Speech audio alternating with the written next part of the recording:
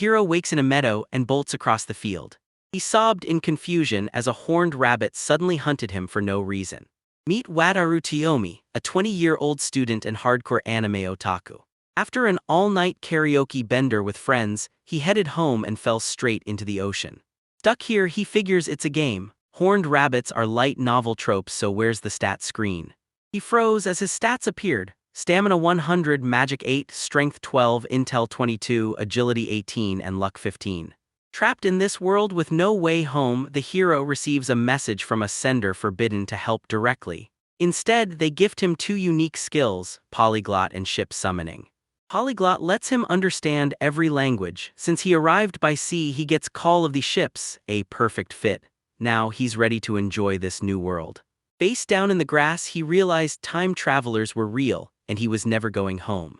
He lies there a moment, then stands. He hyped himself up, confident his skills made summoning ships harmless. Checking his level 1 skill, he can only summon shop-bought ships. These vessels grant total freedom on the water, and he can buy more in the shop menu. His ship's a robot. Knowing the drill, he triggers the summon. A massive magic circle and boat spawn before him. The hero's eye snaps wide. He inspects it, disappointed to find it's just a regular boat. Two rabbits strike from both sides. He shuts his eyes, accepting death at the paws of rabbits. Nothing happened, he had no clue why it ended.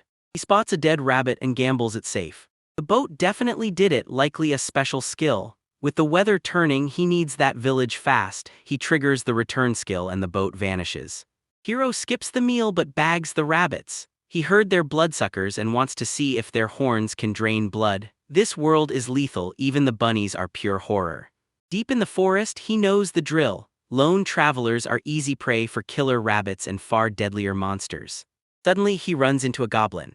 He bolts, realizes he's being followed, and panics, recalling the boat way too early. The hero misses the cliff and plummets. He hits the bottom expecting death but survives. Standing up, he spots a city below. He's relieved he survived. At the gate, a soldier demands his ID. He can't admit he's from another world, so he lies, claiming monsters stole his gear and asks for another way in. The soldier offers a 3-day pass, but first he must touch the evaluation crystal. Check complete, the hero isn't wanted, so the soldiers clear him for the western city. Our hero's inside. He scanned the area, intrigued. Strange creatures confirmed it, he's definitely in another world. Tons to see but zero time. His pass only lasts 3 days, so he's heading straight to the Adventurers Guild to register. He spotted the sword and shield sign. He was in the right place. Behind the counter, the hero spots a cute girl and he's instantly hooked. The worker's clueless. He wants the girl but he's too exhausted to care. He apologizes and asks to join. The man agrees, but registration costs 1 silver coin. Broke, the hero offers a rabbit carcass for his debt. The man rejects it, offering a 3-month loan for the down payment instead. Clueless about money, the hero asks how to earn his share. The man's offer, 5 coppers per rabbit. Catch 20 and he's got 1 silver coin. 20 enemies, he barely lucked out against 2. Magic credit is a nightmare. Will he be forced to deal with the devil? Fearing a goblin ambush outside the walls, the hero chooses to go solo and presses his hand to the crystal. He tosses him an F-rank card. Seekers climb from F to SSS, but hitting B-rank triggers an exam.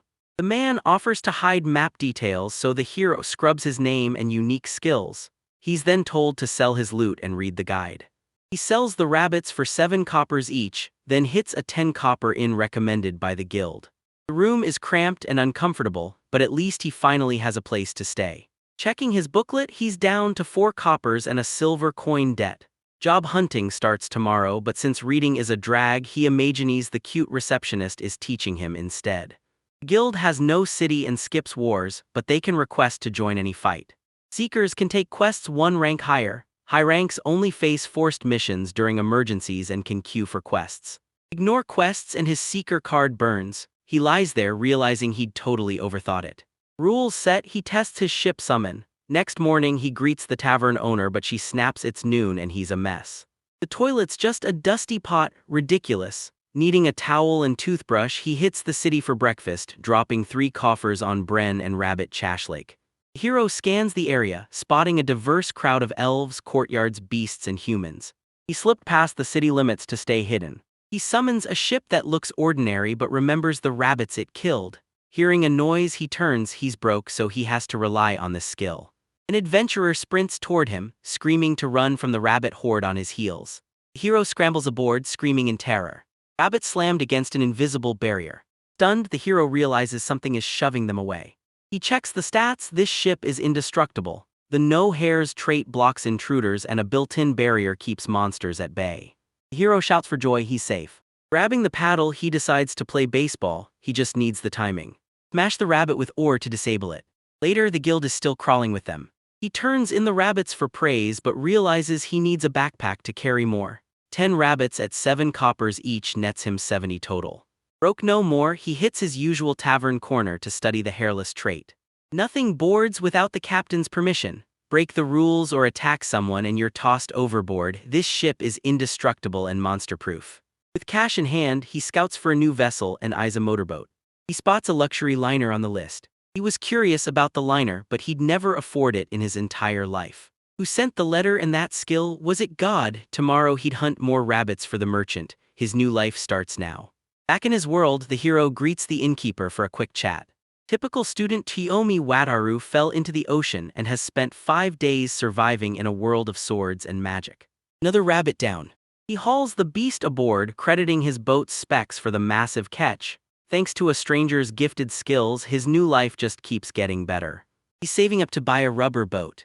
Back at the guild, 25 carcasses sell for 8 coppers each, scoring a meeting with Wataru and 2 silver coins for our happy hero. 90 coppers meant a new ship, but his guild debt comes first. He tells the clerk he's clearing his registration debt, and she asks for his finder card. Stunned by her beauty and fox ears, he hands over the card and cash. She returns his card with the debt cleared, asking for confirmation. Wataru's shocked cards track debt, but she's surprised he didn't know. His excuse? He just ignored the registration manual. She instantly knew which worker he'd taken over. Squirming, she offered to spill everything, letting his imagination run wild.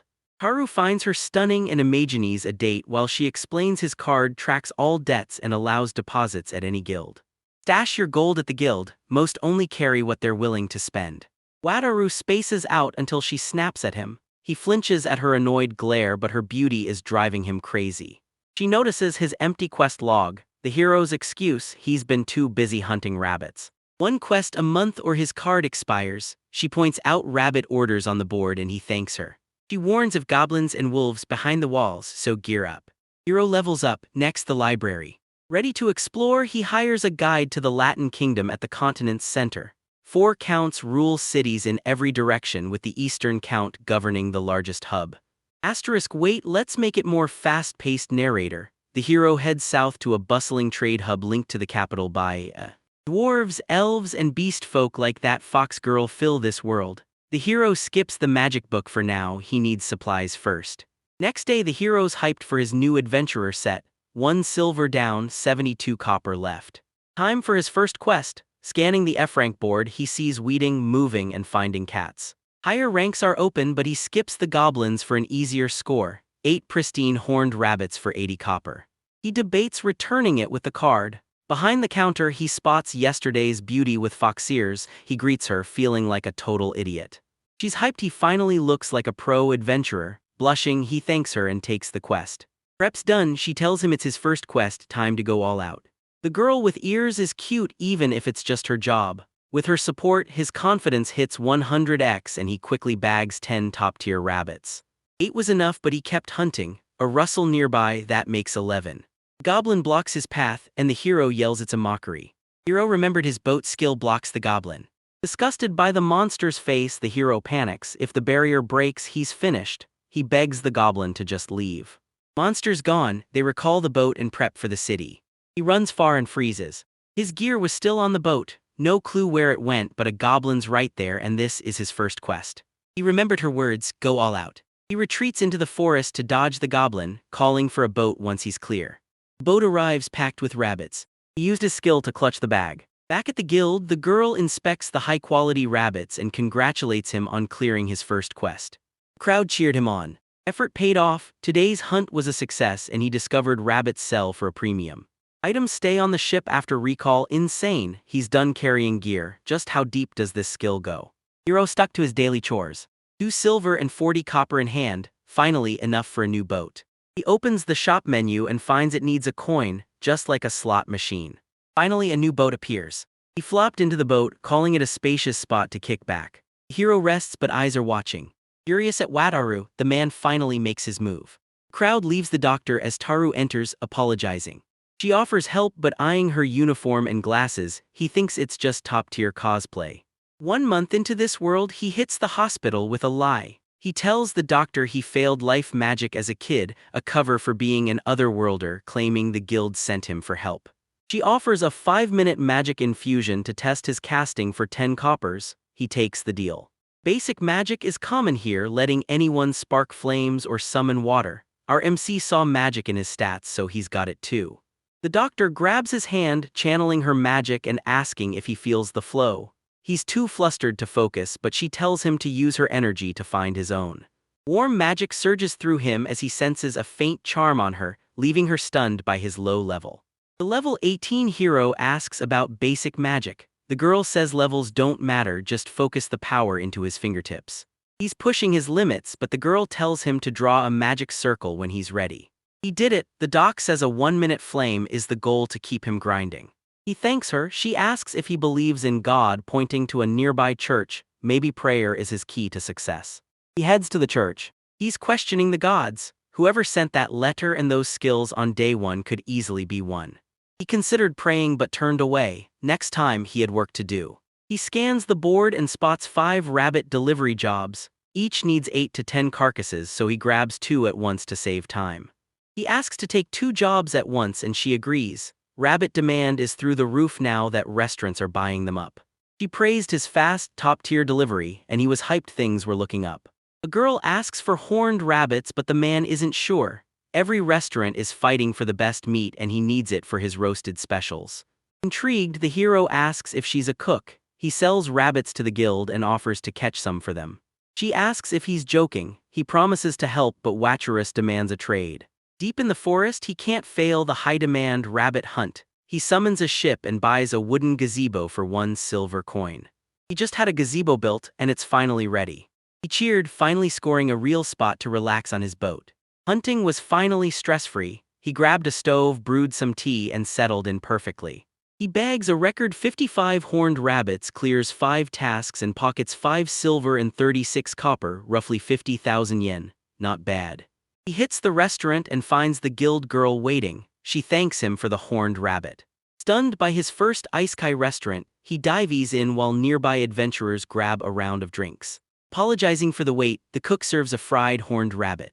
Crispy crust, savory sauce, and a spicy aroma, the hero's impressed. The man asks how the food is and the hero's stunned, horned rabbit tastes amazing.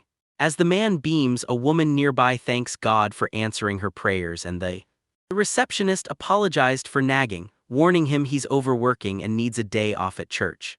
She brags about the city's beautiful churches, but the hero notices a pattern. Since yesterday, everyone's been pushing him to go. They say it helps, so he's heading in. A mysterious call filled him with dread, but his skills were a total godsend. Inside, the vibe shifted. He faced the god's imposing statue, sat down and prayed.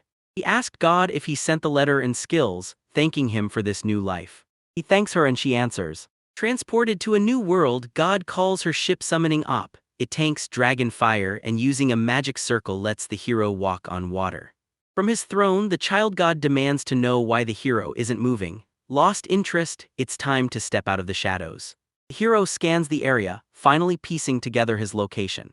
It confirmed his hunch. He's in the divine realm, standing face to face with a god. This guy claims he's the world's all-powerful creator. He asks if the throne inspires awe, but looking at him, the hero isn't buying the god. God flexes the effort of summoning him, doubting the hero's faith. The hero apologizes, secretly calls him vain, and thanks him for the skills. God's finally satisfied. He asks why the hero was summoned, and the answer is a shock. Wataru's life was just too boring. God spied via crystal while the hero just hunted rabbits, annoying the heavens. He's shocked by the surveillance, but the gods are actually tracking a man from another world. Most creators are pure entertainment, but Wataru is just a total bore. The god of pleasure ditched him for being boring, while war gods and demons called his powers trash. He tried to live a normal life, but the gods just kept mocking him. God says unique skills turn isekai travelers into reckless heroes or villains, so he gives this hero weak skills to prevent chaos. When the hero asks why his origin is hidden, God warns him not to follow their lead. Others use powers to reshape the world as the gods expect. Taru can't hunt rabbits forever, but the hero claims he's still a fantasy world rookie. God promised homeworld food if he buys a luxury liner. Doesn't he crave a taste of home? Hero asks if he can finally eat rice again. God confirms, promising access to earthly shops, top-tier restaurants, and eventually even movies. Hero realized buying a liner was his ticket home. God cuts the internet and TV but gives him ops skills. He asks if the hero is motivated. Fired up, the hero vows to go all out. God's impressed, seeing he's different and putting his full faith in him. Quest acquired, he bolts from the church, ready for action. He wants a luxury liner, but it costs 500 platinum coins, a massive 500 million yen. Heroes warned it's too pricey for anyone but elite adventurers, but luckily, my ship summoning skill is a total cheat. Stand in the magic circle to teleport anywhere on deck. Buying new ships freezes time for cargo and boosts his summoning level, eventually allowing him to summon ships into other worlds. A trader's skill for sure. If he grabs a ship, he's heading straight for the southern coast city. He hits the guild asking for a way south, and she's got the perfect route. She's devastated. Moving south means no more horned rabbits. He feels like trash for upsetting her, but she suddenly shifts gears to explain. To reach the south, he heads for the capital. Most take the road or river, but a wild direct route from the west takes 10 days. She warns that every path is lethal and he needs a squad for night defense, but he brushes her off, trusting his raft to keep him safe. He thinks the fox girl is kind, but he's too nervous to even ask her name. Suddenly, a voice calls out from behind. She asks him out for dinner, catching him completely off guard. He thinks it's a lie, but the voice calls out again. Two men corner him from behind, asking if he's the rabbit hunter and ordering him to follow. He tried to refuse, but they dragged him away, promising it'd be quick. He was sure he was dead. Surprisingly, the guys are friendly, asking to hunt horned rabbits too while promising to stay out of his way. They're fellow adventurers needing gear money, and his massive earnings made him their target. They promised to back off if refused, proving they weren't bad. The hero agreed to the rabbit hunt since he couldn't handle the swarm alone, and their leader Aldo introduced. Aldo covers the bill today, but in exchange, he wants to learn how to hunt horned rabbits. The hero's planning a trip and wants to team up. Aldo agrees it's the best move, but points out the hero is usually a solo act. He suggests guarding a low-rank merchant. No pay, but it beats traveling alone, so the hero accepts. Aldo warns if the hero can't beat a goblin, he's no escort. Next day, he prepped for the trip, hunting rabbits for cash, mastering the spear and bow at the guild, and stocking his raft with food. Aldo asks if the hero's ready and tells him to relax. Aldo's hunting goblins today, and if they find any, he's letting one hero solo the win. The hero jumps at a snapping branch while the others stay cool. Aldo points Wataru toward a slime, explaining these forest cleaners dissolve monster corpses. The hero just thinks it's adorable. Hero asks to touch it. Ada warns, be fast or the slime swallows him. The hero loves that soft jelly-like feel. Wataru grabs Go, but Aldous warns him, without a tamer skill, monsters aren't allowed in the city. Hero spins with the slime, and everyone's starting to doubt him. The hero apologizes for overreacting and Aldo pushes them forward.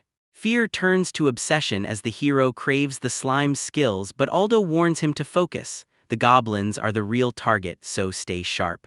Finally, the goblins arrive. Everyone strikes back. Aldo wounds one and orders Wataru to strike.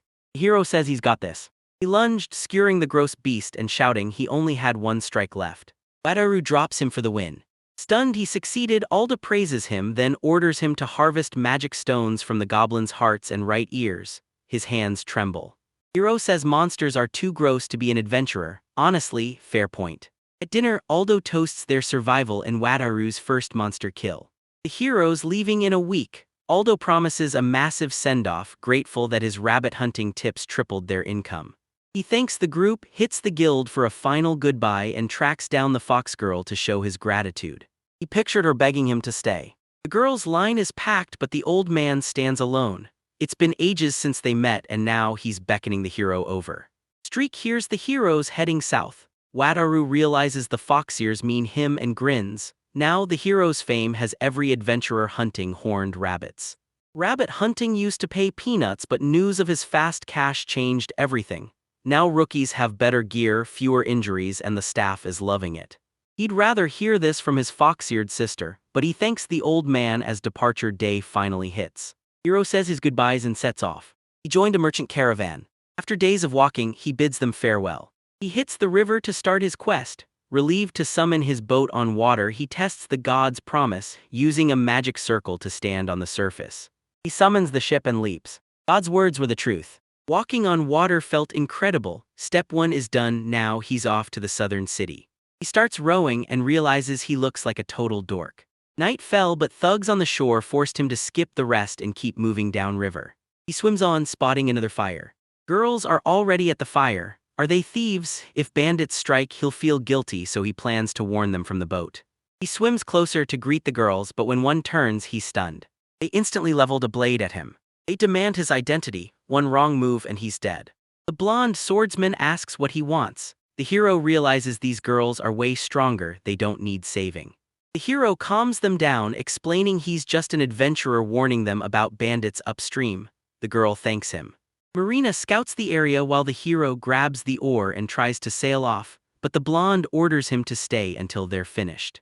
Confused, he warns her about nearby enemies and tries to leave, but she stops him, suspecting he's a spy. He knows he's innocent but admits he looks totally. These girls were stunning, geared up like adventurers. A group this perfect only exists in fairy tales, but he's living in one now. Lost in his head, he dreamed of getting them alone. He realized these beauties meant trouble. Marina returned to confirm his story, and the blonde apologized for the doubt, thanking him for being right all along. Hero says his warning wasn't needed, but she insists the info is still useful. She says these bandits have bounties, and the hero finally recognizes the victim. She flees, promising thanks if they meet again. He waves, knowing he missed his shot to get closer, but he can't stray from his path. Eanes jokes it's all fun and lets him pick the ship. He's hyped. Felicia asks what's next, so Wataru suggests heading to the kingdom of Jayla. Finally, the city is in sight. Surrounded by wooden boats, he spots a self-moving vessel. Magic, it's basically a fantasy motorboat. Needing a cheap motorboat for speed, the hero pushed forward and hit the city. Looking around, he notes this place feels nothing like a western city. Grabbing a snack, he asks for the skilled merchant. The man points him toward the harbor, just follow the shore. Asked if he's a merchant, the hero hesitates, claiming he's just starting a business. He's dead set on trading for a luxury liner and with ship summoning. He finally reaches the merchant guild.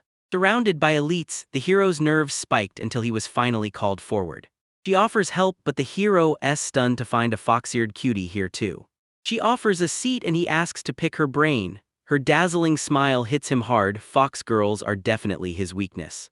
The hero asks to join the trading guild. She says anyone F rank or higher can register for 5 silver coins. He shifts to his main goal, buying a ship. He asks for work and she says it depends on the vessel. He realizes that in this world, self-propelled ships are called magic boats.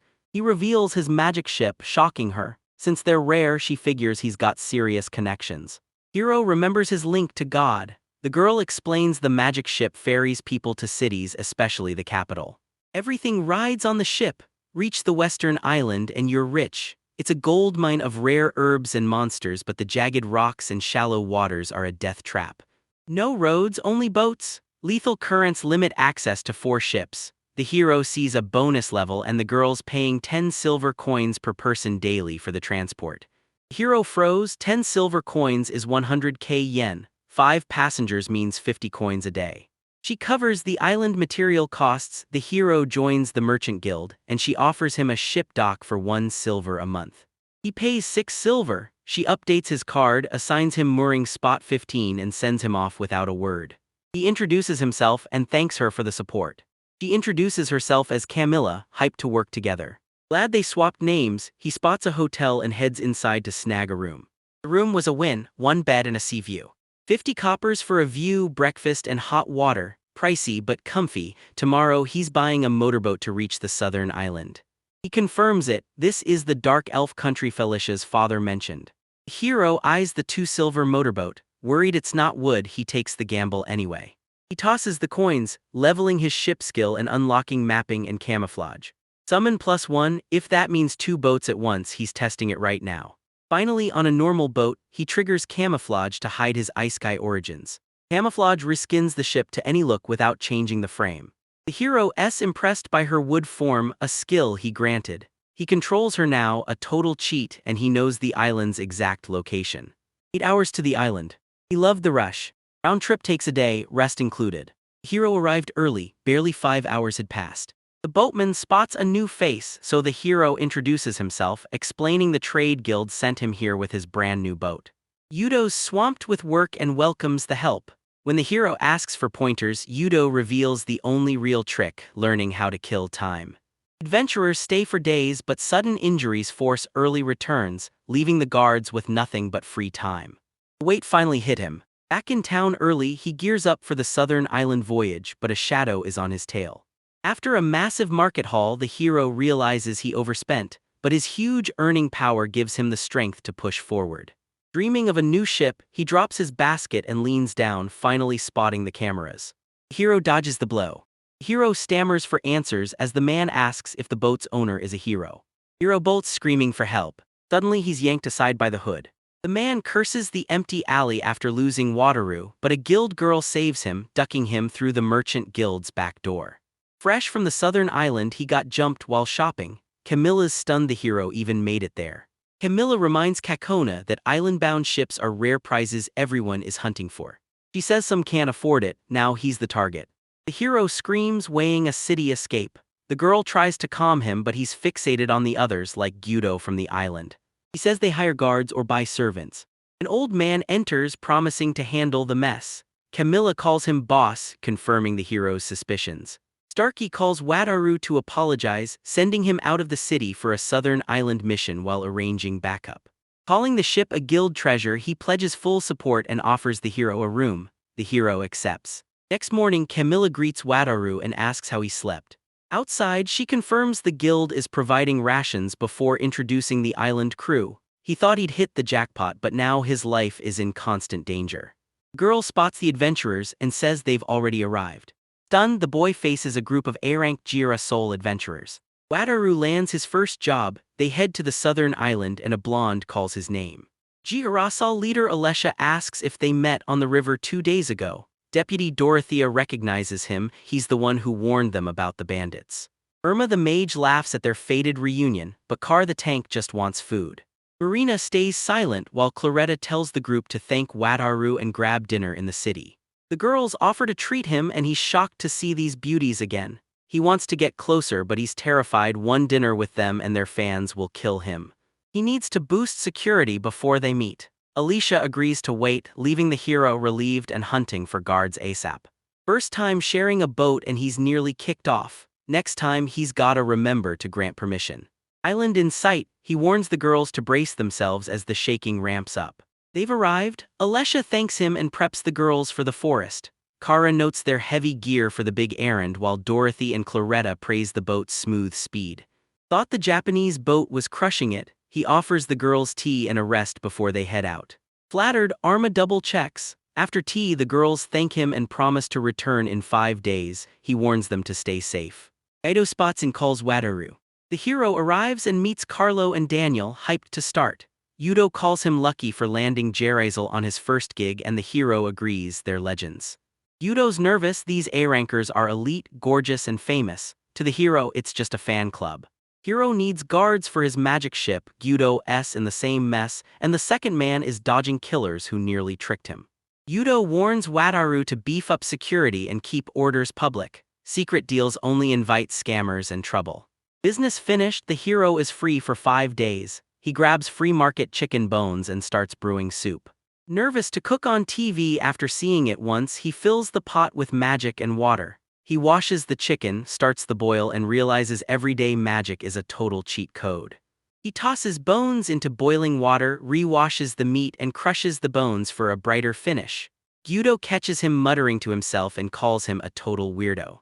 He slow cooks it in the TV with onions, but he's satisfied until he spots something on the shore. He finds kelp for broth, but as he hoards more seaweed, Yudo is left totally baffled. He watches the soup, grinds his weapons, then hunts slimes by the beach. He plays with the beast but still lacks the tamer skill to talk to it. Frustrated, he can't just claim it. His first day on the island ends. Days 2 through 4 pass peacefully. The sea is so calm he wonders if he can build a floating cottage. Day 5 he's ready to sail waiting for the Jurassils. Right then they arrive. Girls struggled under the monster's weight, helping each other as the hero watched in shock. He rushes to help Arma. They load the monster girls who immediately collapse from exhaustion. The hero eyes the massive beast. Alesha explains a client wants this rare saber-tooth stuffed pure rich person vanity. He offers a hot towel but they're clueless, so he explains it's for cleaning their faces and hands. Dorothea loved the sensation, Alesha felt refreshed and the hero's dinner thrilled Kara. He serves chicken broth, veggie soup and Camilla's bread. After 5 days of perfecting the recipe, he's finally proud of his work. Marina and the girls loved his soup. Clarata tastes chicken in the veggies and demands the secret. Wataru agrees but makes her wait while he cooks to kill time. She's making this on her next vacation. Surprised they wanted the recipe, he's relieved it worked. Everyone's smiling but seeing Kara sad, he offers her more. Big pay and an island vacation. He's keeping this job while hiding in the city as they start heading back. Clarita never thought to boil chicken bones and the hero admits it wasn't his idea. They finally arrive. All eyes lock on the saber-toothed tiger as the crowd scatters in panic. Rumors and questions fly everywhere. The girls loved the crowd but forgot to hide the tiger. The hero panicked at the flashy entrance but his first merchant gig was a total success. Everyone wants Wataru's magic ship. A merchant named Zebu tracks him down, pitching an exclusive deal for the legendary vessel. The hero rejects them, ordering everyone to use the guild and leave, but the crowd won't stop pushing for a deal. With them gone, the hero asks how long this'll last. The man replies that the saber-toothed tiger made him a superstar. Wataru's guards, Dino and Enrico, warn that moving a saber-toothed tiger so openly was a massive mistake. Only Enrico's boat can haul a beast that size and security let him out, but the island is safer and pays better. He's itching for his next mission. Following Camilla's lead, the hero finds the owner, Danino, and asks him to build a massive, powerful raft.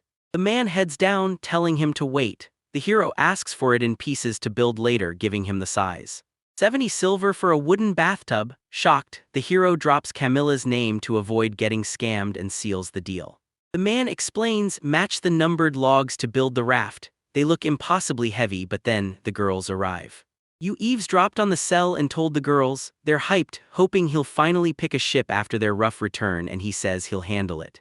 Hero bids the guards farewell, promising to return in 5 days. Floretta raves about the hero's soup and seaweed broth. Happy to help, he offers to dry a fresh batch on the island for her to take home.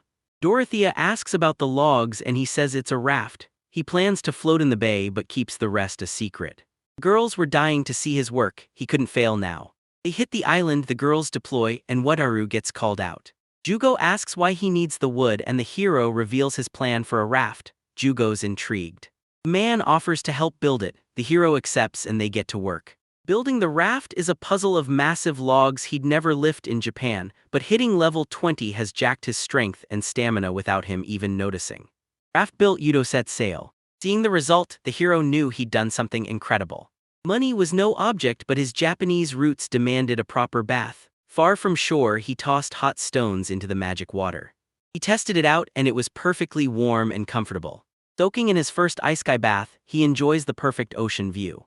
After a long soak, the girls returned early, Elysia reporting a massive material haul. Arma's eyeing Wataru's secret raft. He orders them onto the boat, only to reveal a bathtub upon arrival. Dorothea's never seen a bathtub, and Alesha thought only the rich could afford them. Hero's shocked Dorothy's people can't afford baths, their first time ever, this should be interesting.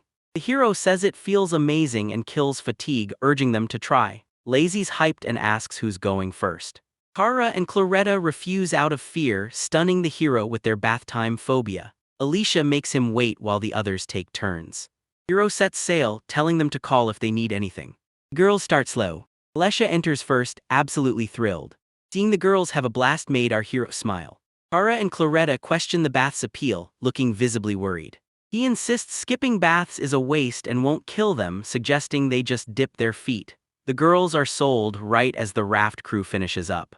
He convinces them and leads them to the raft. Girls decide to head there together first. 30 minutes in, they're loving it. Wataru's thrilled and Alesha's not even tired. He's loving the view, a fresh, handsome man post-bath peak, Irma winks and he's in heaven. Island fun ends as Camilla storms in with a crisis. Wataru's been accused of theft. Wacharu's crew returns from the island, and he praises their hard work. Dorothy scores a massive loot haul, Anna looks stunning and they thank the hero. Alicia offers a guild escort, and the hero politely accepts. He walked in with the girls, turning every head. Surrounded by beauties, staying low-key was impossible. Jira Sal's fans would kill him. At the guild, he thanked the girls and waited for his guards, but Alessia. She told him to call for anything, food, baths, whatever, it's the least they can do to thank him. They left promising to work together again. They loved the bath and he definitely enjoyed the view of those beauties. The raft is sturdy enough for glamping, but as he daydreams about a tent and table, Camilla screams they've got a major problem. They claim the hero's busted for stealing the Zabo family's magic ship, but Camilla shuts them down. Man orders the hero's arrest, and the guards charge. Dino arrives, grabs one, and asks if Wataru's okay. Enrico detains another, stopping them because they lack an arrest warrant. The guild leader confirms it's true, calls out their lack of proof, and tells them to get lost. Blindsided by the arrest, the hero is clueless until the chief explains everything. Zabo claims the ship is a stolen family heirloom and asks if the hero knows him, but the hero doesn't recognize him and asks if he's got the wrong guy. Theft was impossible, this Japanese ship is from another world entirely. Enrico recognizes Zabo as a merchant who came asking about the contract. The leader calls Zabo a low-life scoundrel, but the hero shouts the truth. He's seizing the ship for refusing the contract. Hero's baffled by the recklessness and the chief says it's a losing play. But Zibble's backed by Baron Benvenuto. If he moves, the officials can't ignore it. Hero asks for his next move, and the chief orders him to challenge Zabo to a test. Court was inevitable, and that's how our hero ended up on trial in another world.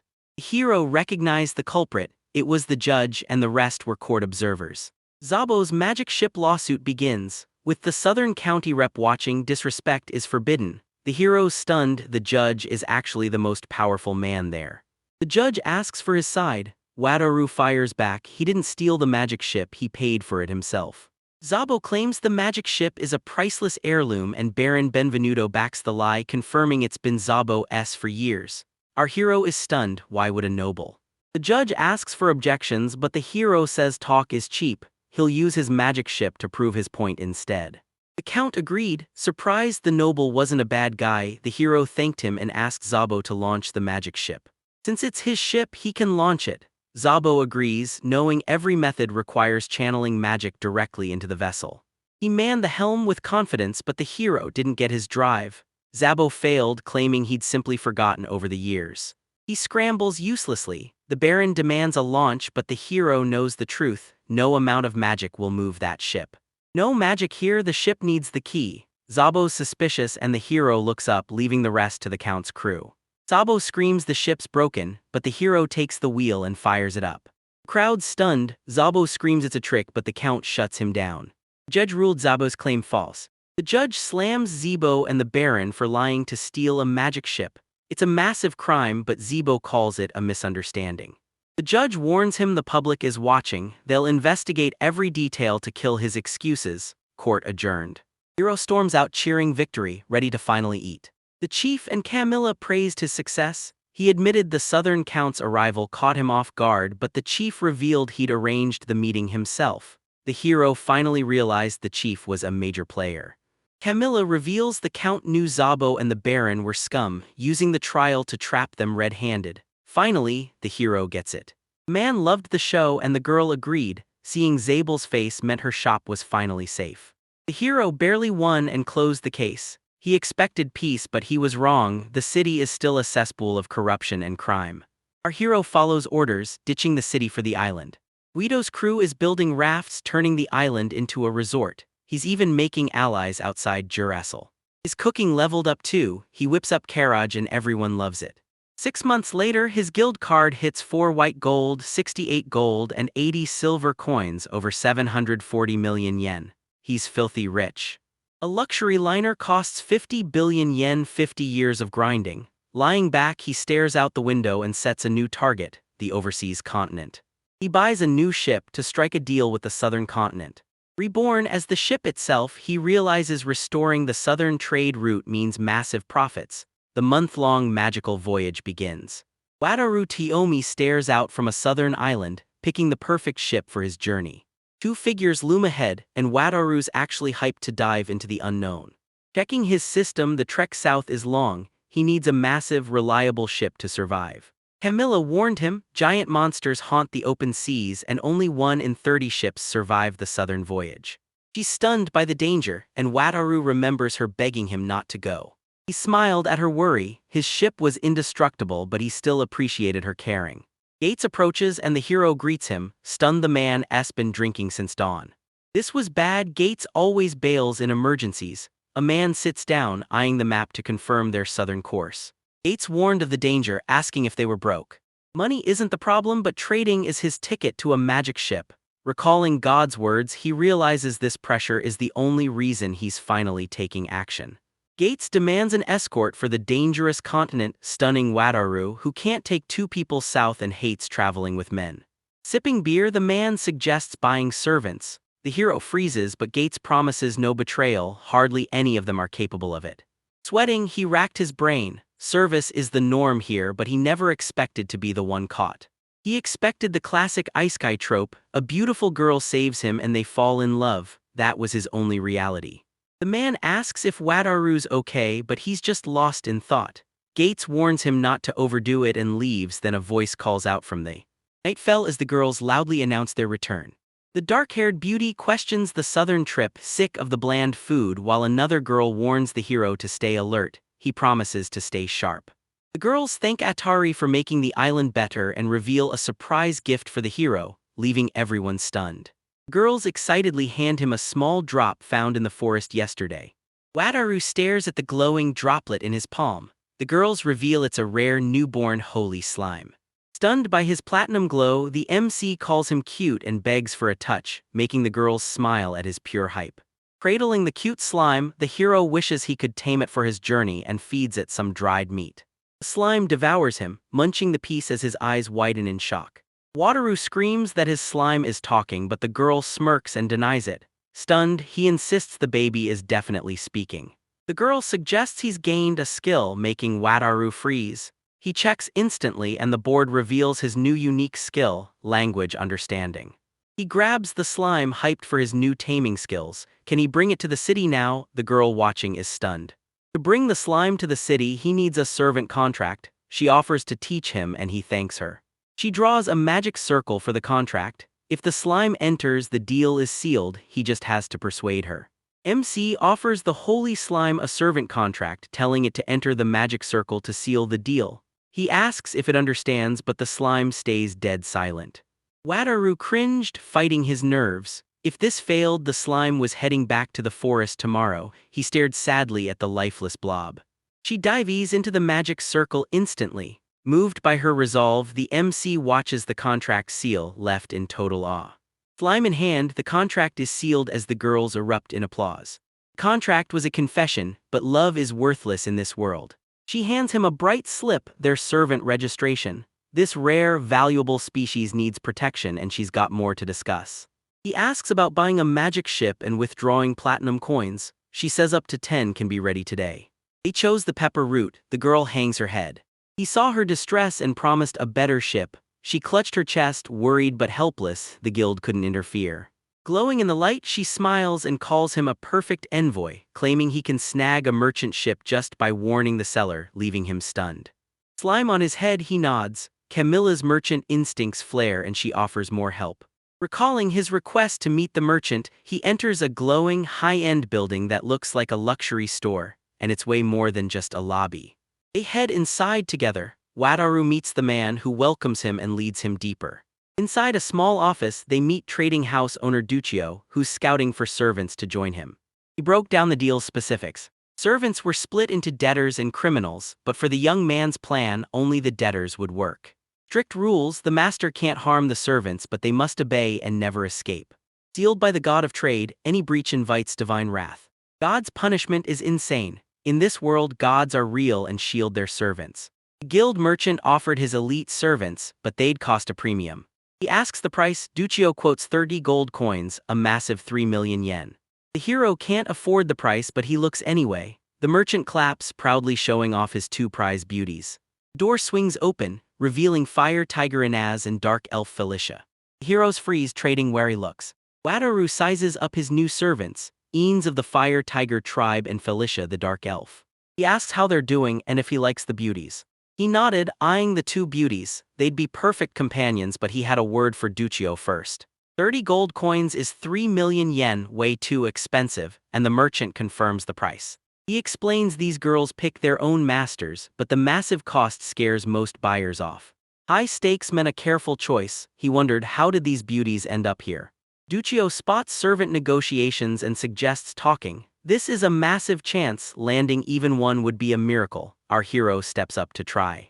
He stood, promised to deliver, and left. A god of trade barrier sealed the room, a classic flex of status and power. Haru leaves the guy alone with the two beauties. He debates revealing his secret origin but stays quiet, fearing they'll think he's a freak.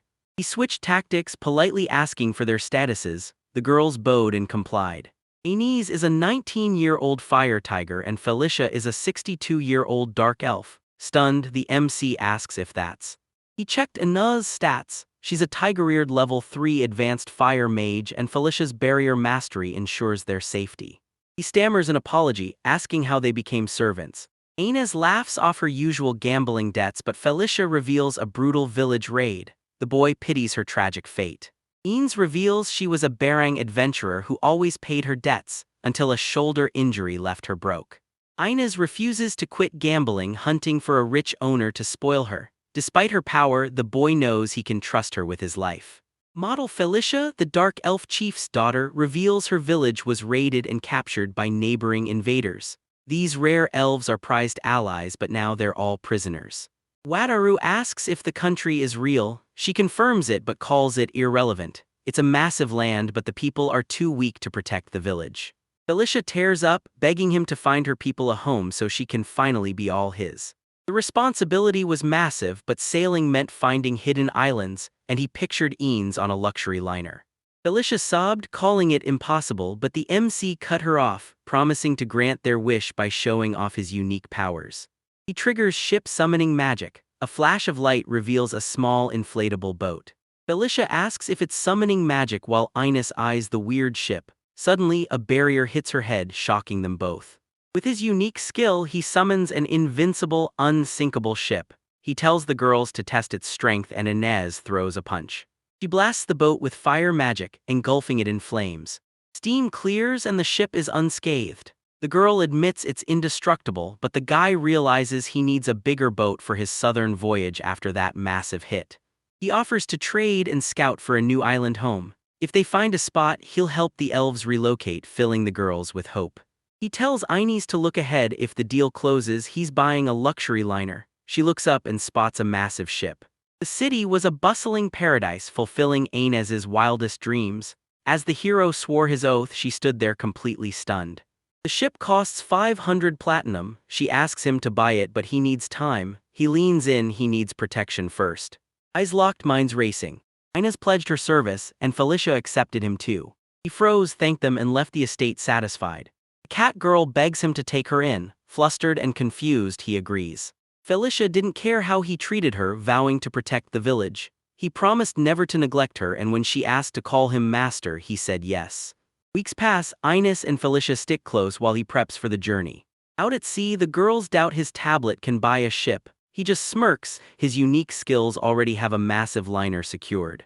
Wataru triggers the device, spawning a small cruiser that blinds everyone with its glow. Grand heroes watched from a nearby boat, an indestructible, unsinkable vessel limited to 15 people. The cruiser held luxury cabins and massive, glowing halls. The girls are stunned by the magic ship as the boy excitedly calls it a cruiser, though they doubt the name. He weighs the name. Slime suggests a family title, so he starts rapid-firing every option. He names the ship Cray, and the crew cheers as they set sail south for the new world, hyped for the adventure ahead. Kiyomi scores a new ship and cloaks it, transforming the cruiser into an elegant vessel. He reached the port, leaving a stunned Camilla to question Haru's bizarre new ship. He scratches his head and admits that's exactly how it went down. She'd never seen a ship like this, and Ine confirms they're impossible to find. Realizing ships are a total mystery here, the hero plays it cool and quickly changes the subject. She perks up, it's spider silk. 50 pieces fetch a platinum coin, even more down south. It's exactly the cash the hero needs. Politics are tricky, but she expects zero issues with the trade. He nods, grateful for the deal. Camilla smiled, expecting his wholesale success. She told him to grab more stock and come back alive. Clenching his fist, the boy vows to give it his all. Enrico and Deccan wave from the shore, shouting warnings as he thanks them and sets off with his crew. Ships away, the new journey begins.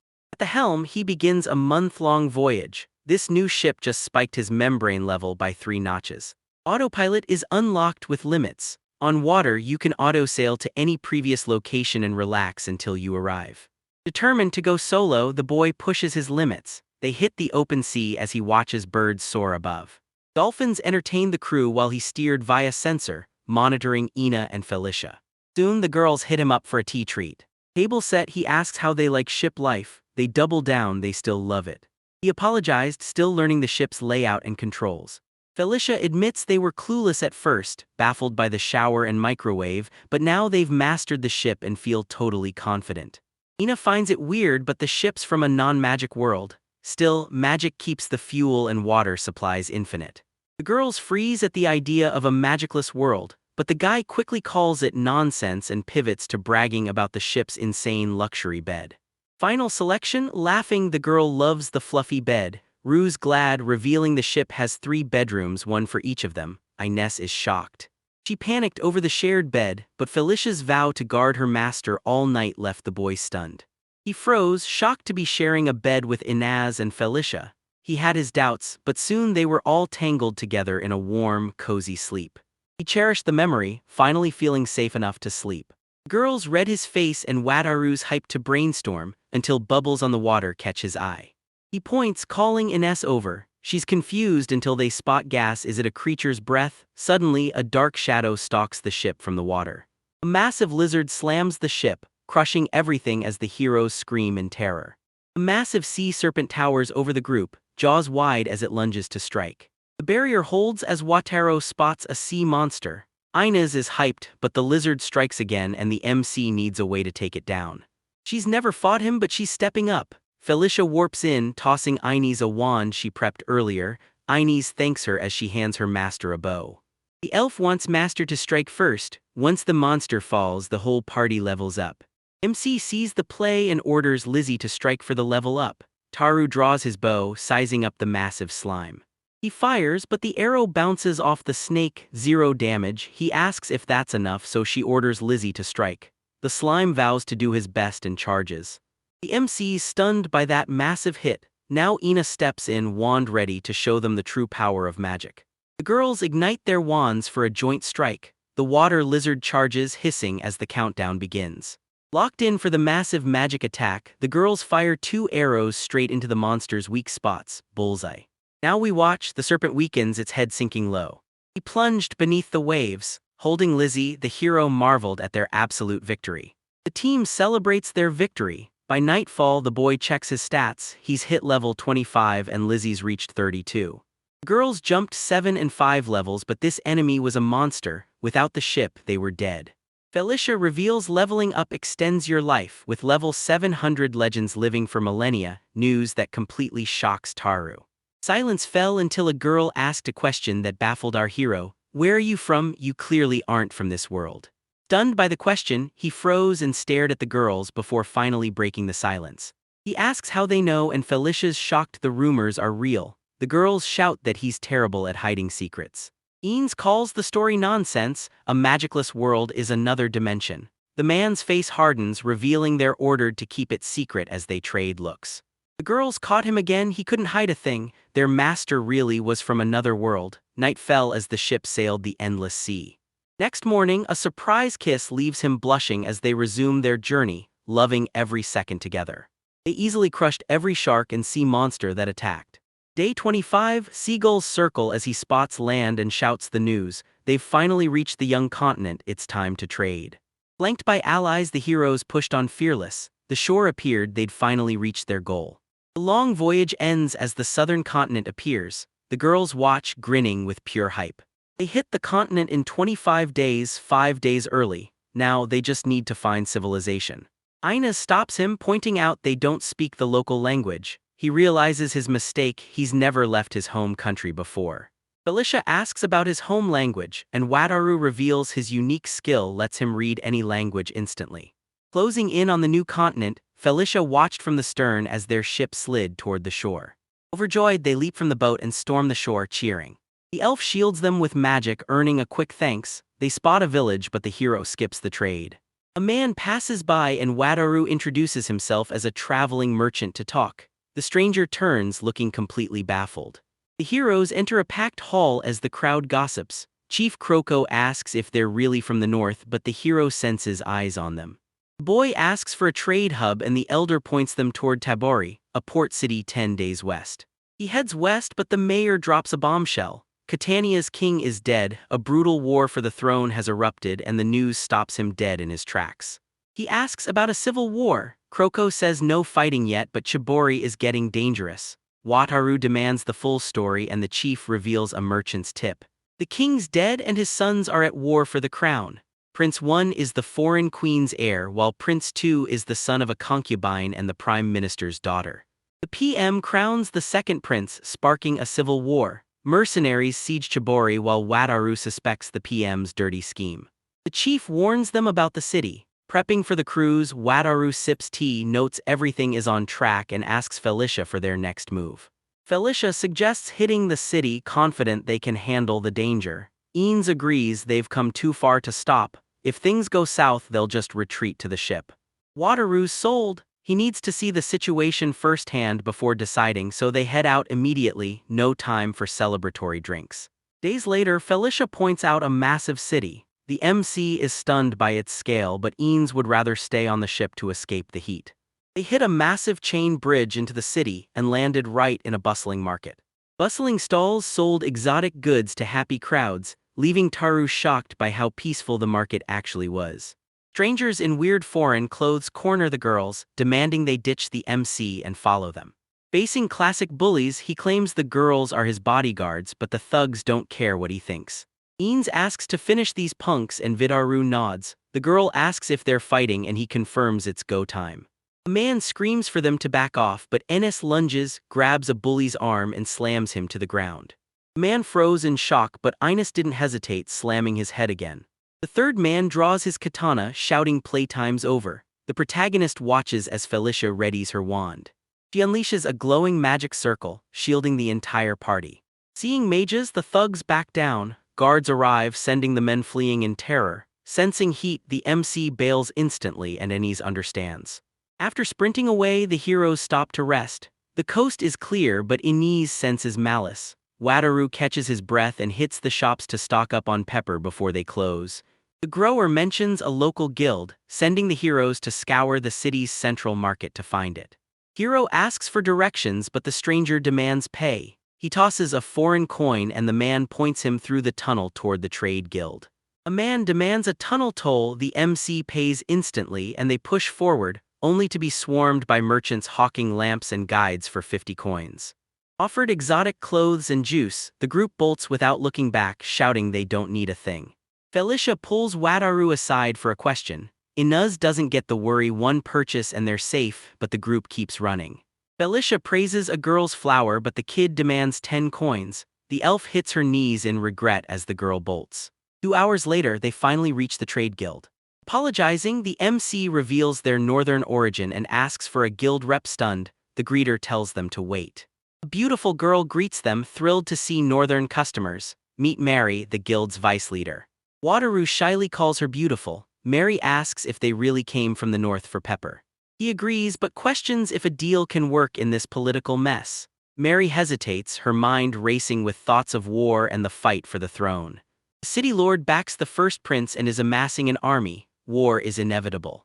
Civil war was starting, but she told him not to worry, buying pepper would be a goldmine. Sales start now. Mary says the guild needs war funds, so peppers are half price. Taru wonders, is this normal? Ines checks the man who wants pepper. Mary asks for their budget, 2 platinum coins and spider silk to sell. Hearing about the spider silk, she calls Waterloo lucky. war will wipe out luxury goods but the guild has everything they need. She asks if he's alright. Confirmed, Mary's testing the spider silk tomorrow and asks if the hotel mess is fixed, offering to step in. She offered cash, a guide and gear, shouting a loud goodbye for tomorrow. The heroes left the guild totally baffled. Inez is confused, but the MC notes the massive info dump as Felicia realizes Mary's a business shark. He already knew about the 20-coin tour guides from the shops. Suddenly, a sharp shout orders him to get out of the way. The local collapses before the stunned heroes, pointing ahead to reveal beautiful girls are nearby. Witcharu's fed up, same trap twice in one day, how long can he keep this up, it's all for Pepper. Morning hits the southern continent as the adventure with his beautiful crew continues. Herodiami's fast asleep until a foot nudges him awake, sending him bolting upright. Waking up with his girls, he's stunned. This is the southern continent, a gorgeous city on the edge of an infinite ocean.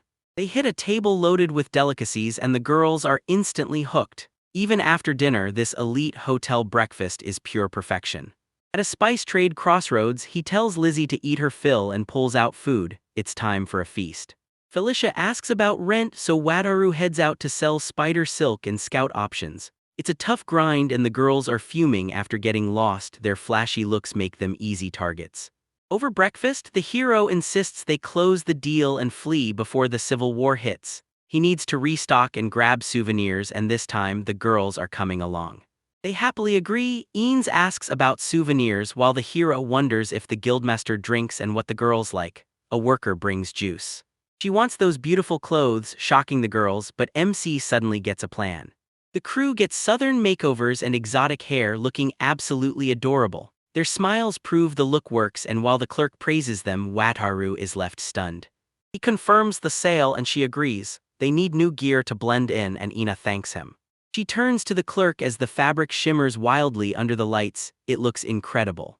Stunned by its beauty, Wataru instantly bought the fabric as a souvenir. He asks the price and gets a smile. Even discounted, it's 5 silver coins. He freezes to him that's 5 million yen. Thinking of his girlfriend's smile, he buys the gift. Determined, he seals the deal and they spend the day shopping and feasting on local treats. Inaz thanks the guy for the booze, promising a drink later. The boy agrees, noting their gift haul while Taru asks Felicia if she needs anything. She refuses, claiming she's satisfied. Smiling with hands on her chest, she leaves the guy watching from afar completely stunned. Ins spots the same fabric he just bought but it's only 5,000 yen. The massive price gap turns him to stone. His 5 million yen fabric and alcohol were way cheaper here. Wataru collapsed in shock, telling the worried girls that business is terrifying. As evening clouds rolled in, Inez grinned, hyped to haggle for a better price on the pepper.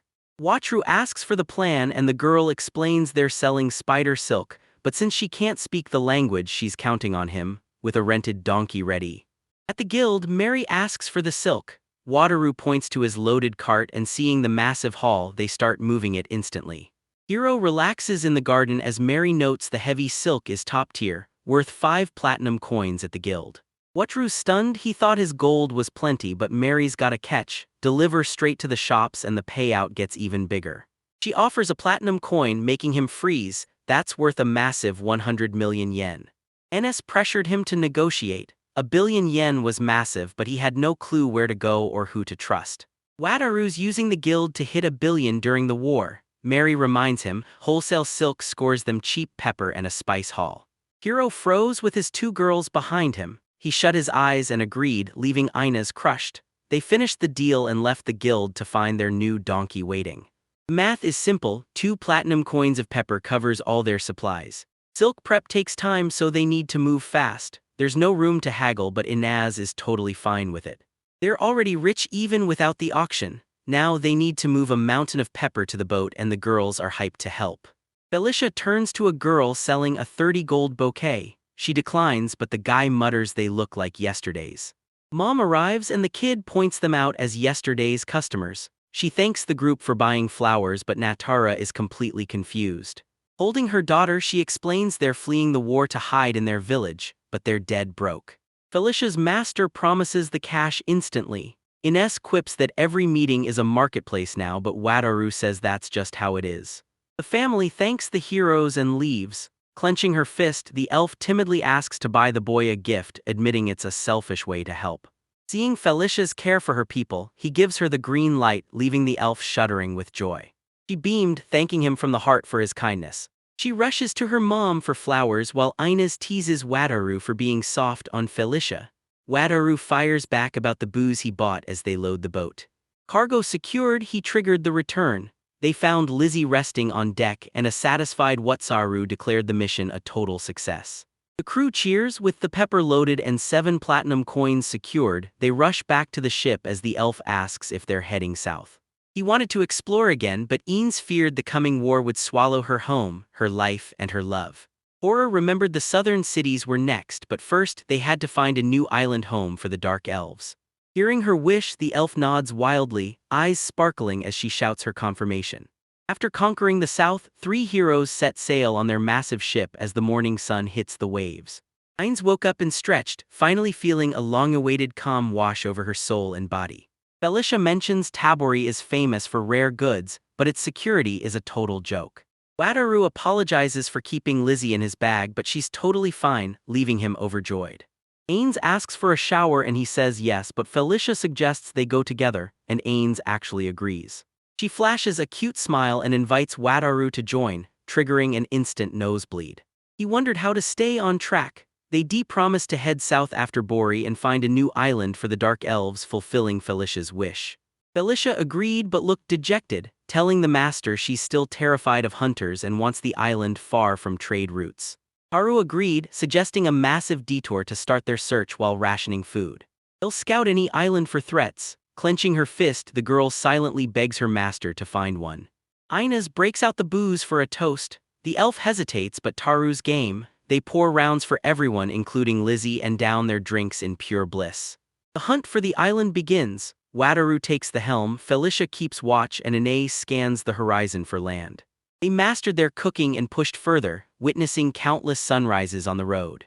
The girls blast through sea monsters and krakens with magic, but MC is stunned to see Lizzie happily chugging a whole can of booze. Sailing day and night, the heroes grinded their stats and mastered new skills at every stop.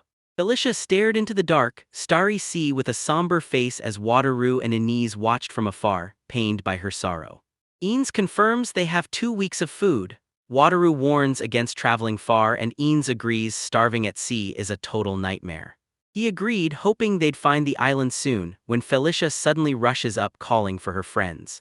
She spots land. A small mound breaks the waves, but as the heroes close in, their island is tiny. Barely bigger than their ship, the island swarmed with seagulls but no signs of life. The girls were crushed and Felicia clenched her fist in despair. After scouting the island, he realizes it's part of a chain and orders a search for the massive landmass nearby. She's confused, so Wataru explains that volcanoes or earthquakes likely birthed this island. The girls are floored by his smarts, but he plays it cool. Clenching his fist, Wataru warns they only have a week of food left, they need to move fast. They agreed and pressed on, their ship slicing the endless sea as Felicia scanned the horizon. They hit island after island, but none were right. Storm clouds roll in and rain pours. Inez rushes everyone inside the ship as the waves swell.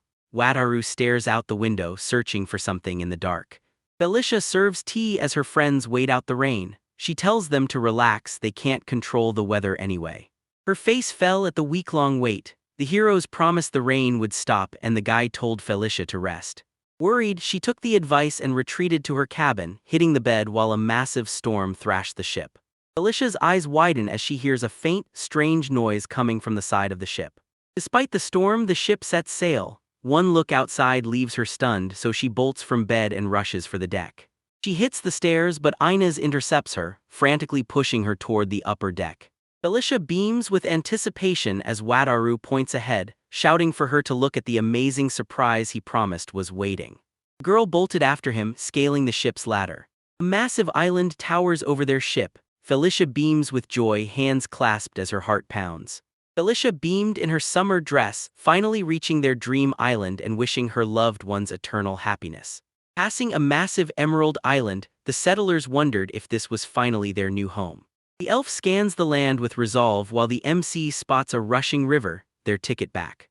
Sailing past peninsulas, they spot exotic birds and island beasts before hitting the shore to face the endless sea. Kiyomi suddenly spots a tiny hamster and other rodents scurrying through the grass. Ainz gleefully promised a treat, raving about the juicy, abundant fruit on the local trees. They pushed across the island until the endless sea appeared, captivating the exhausted travelers. Sweaty and breathless, he grinned. From up here the ocean stretched forever and Inez saw the island's true scale. Felicia blushed, hope sparking in her heart. She agreed this was the place they'd dreamed of. Night fell and stars flooded the sky. Lost in thought, the heroes drift down the quiet river as twilight fades into night. After 2 days of scouting this massive island, he asks Felicia for her honest take on the place. She reports zero signs of intelligent life or civilization, but the lush landscape makes it the perfect spot to settle. The boy looked like a forest goblin, but Felicia wasn't worried. The village had handled threats like this before and could easily do it again. Inez notes the island's wildlife guarantees easy hunting and endless food. The protagonist turns to Felicia. Felicia steeled her resolve and asked her master to move the dark elves to this safe island. The heroes watch her grit in silence. He laughs, Lizzie hops on his shoulder and he vows to help while the elf weeps with joy. He told her not to cry, but Felicia broke down in gratitude. Night flew by and at dawn the heroes set sail. Stretching, he realizes it's time to head south. He hits the helm, checks his panel and finds he has autopilot. Just mark the map and the boat sails itself. It takes off instantly, leaving a stunned Wataru spreading his arms wide. System set, he hums back to the girls. They're shocked the ship is moving alone, so he explains the autopilot can sail to any past location solo. Girls swarm him, hyped they never have to sleep again. The boat sails through the night, putting them at the southern islands in just 1 day. Felicia's overjoyed. Since the ship's heading south past her hometown, she asks to stop by. Hiro asks about immigration and showing up unannounced. She smiles, her village is closed off but they're always welcome. He asks if the alcohol gift is okay for her dad, but Felicia smiles and tells him to skip the formalities.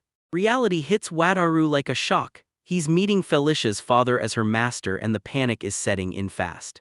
Her protector faced her father, certain it was a death sentence. He pictured the chief's brutal revenge, knowing their fates were now inseparable. Lost in dark thoughts, his frustration boiled as the girls shared a quick look. Inz hit the deck and told him she'd be with Lizzie. He nodded in silent agreement. Alone with Felicia, the boy admits his stomach is in knots. Sensing his nerves, she squeezes his hand and thanks him. He secured a haven for the dark elves. As he touched her chest, she shyly reaffirmed their pact and thanked her master.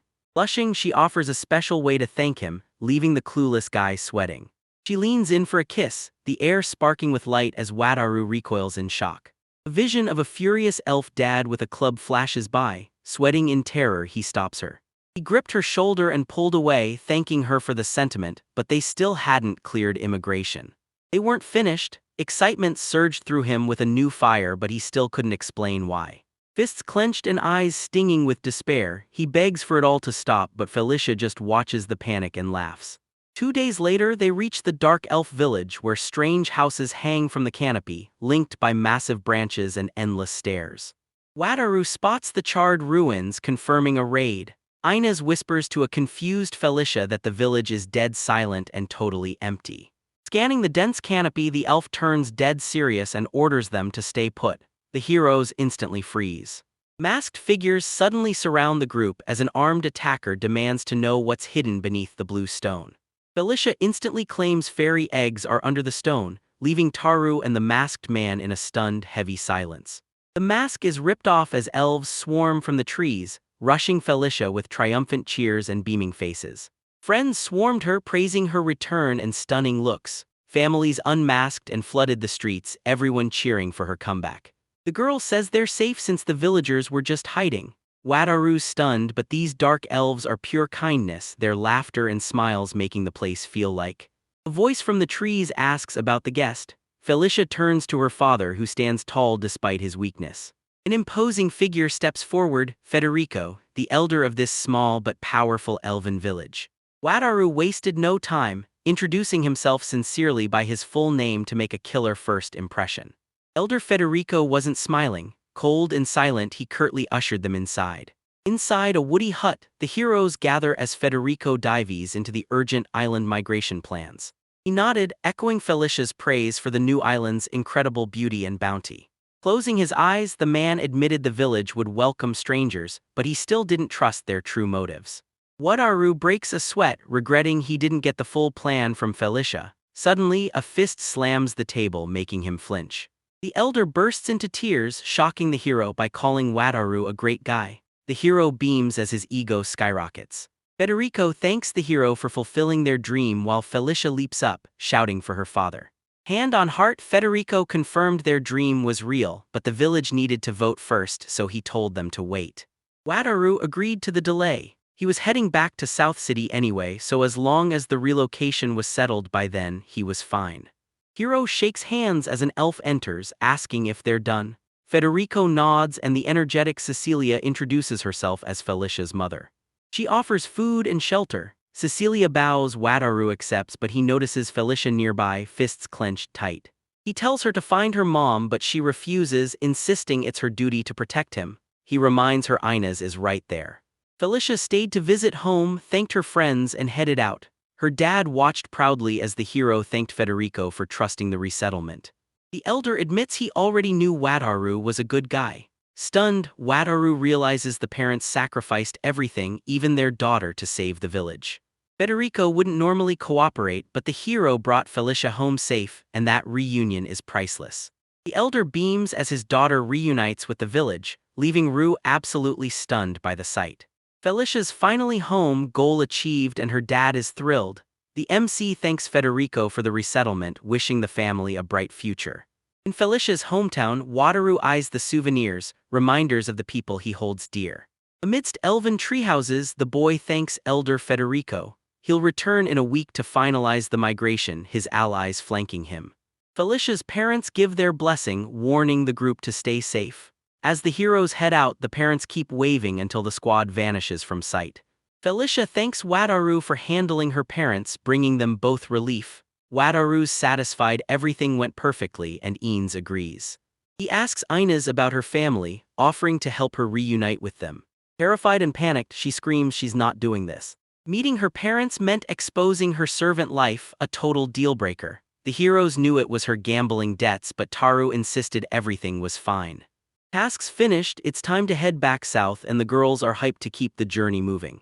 2 days later, the hero's cruiser rips through the waves toward the southern city. They hauled the loot onto the main ship, but the deck was half empty and the supplies were rotting fast. They'll sell the rest soon, now it's gift time. Wataru packs the fabric, hyped to meet everyone, especially the ladies. The ship sails on, clouds gather, but the crew pushes forward with confidence. He reaches a massive port, but the girl notices something eerie. The city is dead silent and the streets are deserted. At the Merchant Guild, Camilla is busy dusting when Mr. Guido rushes over to find her. They trade quick greetings. He met the hero at the docks, fresh from the south. She blushes, arms crossed, wondering what this means. She sprints to the beach, screaming Wataru's name. He turns as she shouts she's just glad he's back and safe. The boy shouts a thanks to Camilla, calling her beautiful after all this time. He's just hyped she's at the harbor even if she's on the clock. To speed things up, the boy begs Camilla to deliver the pepper fast, and she agrees instantly. She shocks everyone by summoning a massive team of elite guild workers ready for any challenge, followed by a horse-drawn cart. Wataru's stunned by the efficiency, Camilla's a master organizer. Soon, they reach the guild. Camilla beams as the peppers arrive in perfect condition, congratulating him on the successful trade. He thanked her sincerely for the massive help. She quotes 72 platinum, but Wataru takes 50 gold and banks the rest for the guild. He gifted Camilla glowing silk. Stunned, she asked if it was too expensive. Scratching his head, he explains the gift is thanks for the trade help, telling her to forget the price and just take it. Camilla admired the beautiful fabric, vowing to treasure the gift. Wataru hands over a drink for the guildmaster. Camilla takes it since the boss is out and asks about his trip south. He arrived in Catania to find the king dead and a throne war erupting, predicting a full-blown civil war by his next visit. She's shocked he's heading south again, but he just nods, his mind's made up. Camilla warns him the trip is too risky and they're already rich, but he's not after money, he wants adventure. The crew watches in silence. He clenches his fist, swearing he's fine, but Camilla just sighs, realizing she's powerless to stop him. Leaving the guild, Camilla's stunned by their pepper stash. Inez hides his true power, but her intense stare is making him sweat.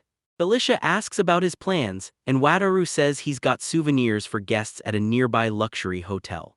Girls agreed, asking if these were the adventurers he mentioned. They wanted to meet them. Doors fly open and the girls erupt in cheers, thrilled to see Wataru again, each one stunning and totally unique. Surrounded by dark and fair beauties with cute ears, he's stunned to see his exes again while his crew smiles back. The girls at the hotel swarm Wataru, overjoyed he's back safe. Touched by their warmth, he thanks them all. Trading greetings, he realized every single one of them was drop-dead gorgeous. They were like bright stars, each with a unique charm. He looks around for Kara, but the girls' faces instantly darken with a heavy shadow of sadness. One girl nervously reports that Kara suddenly passed out and they need his help right now. Wataru wondered why he was even needed, but a sudden shout from ahead cut him off. Kara stood right in front of him, face flushed red with heat and nightgown wrinkled from a deep sleep. Girls shout Kara's name in relief as the hero rushes over to check her condition. As he approached, her eyes welled up and she burst into uncontrollable bitter sobs. Kara tackles Wataru in a tearful hug, crying how much she missed him while a stunned Felicia watches on.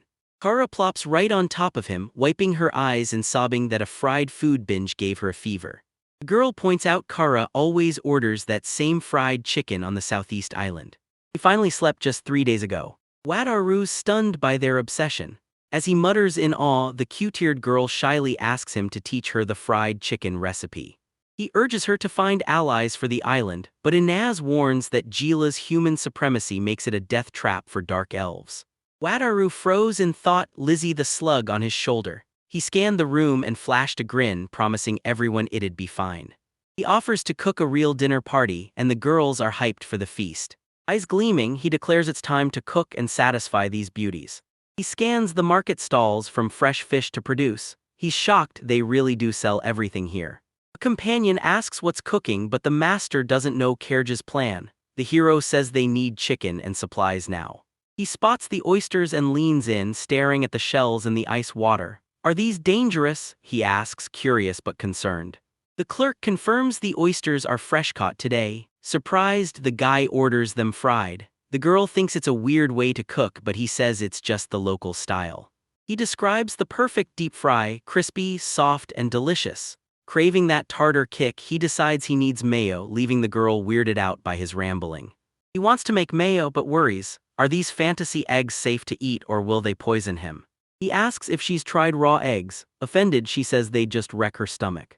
She brings up the raw food cleansing spell again, claiming Guy Resolve's priestess likely knows it. He instantly remembers the priestess, shouting her name in delight. Floretta and Kara arrive, one's here to cook, the other's just watching. Wataru greets them, he's been waiting. She loves the hotel terrace and he agrees, they're cooking there today. He notices the girls are off and acting like they're on a date.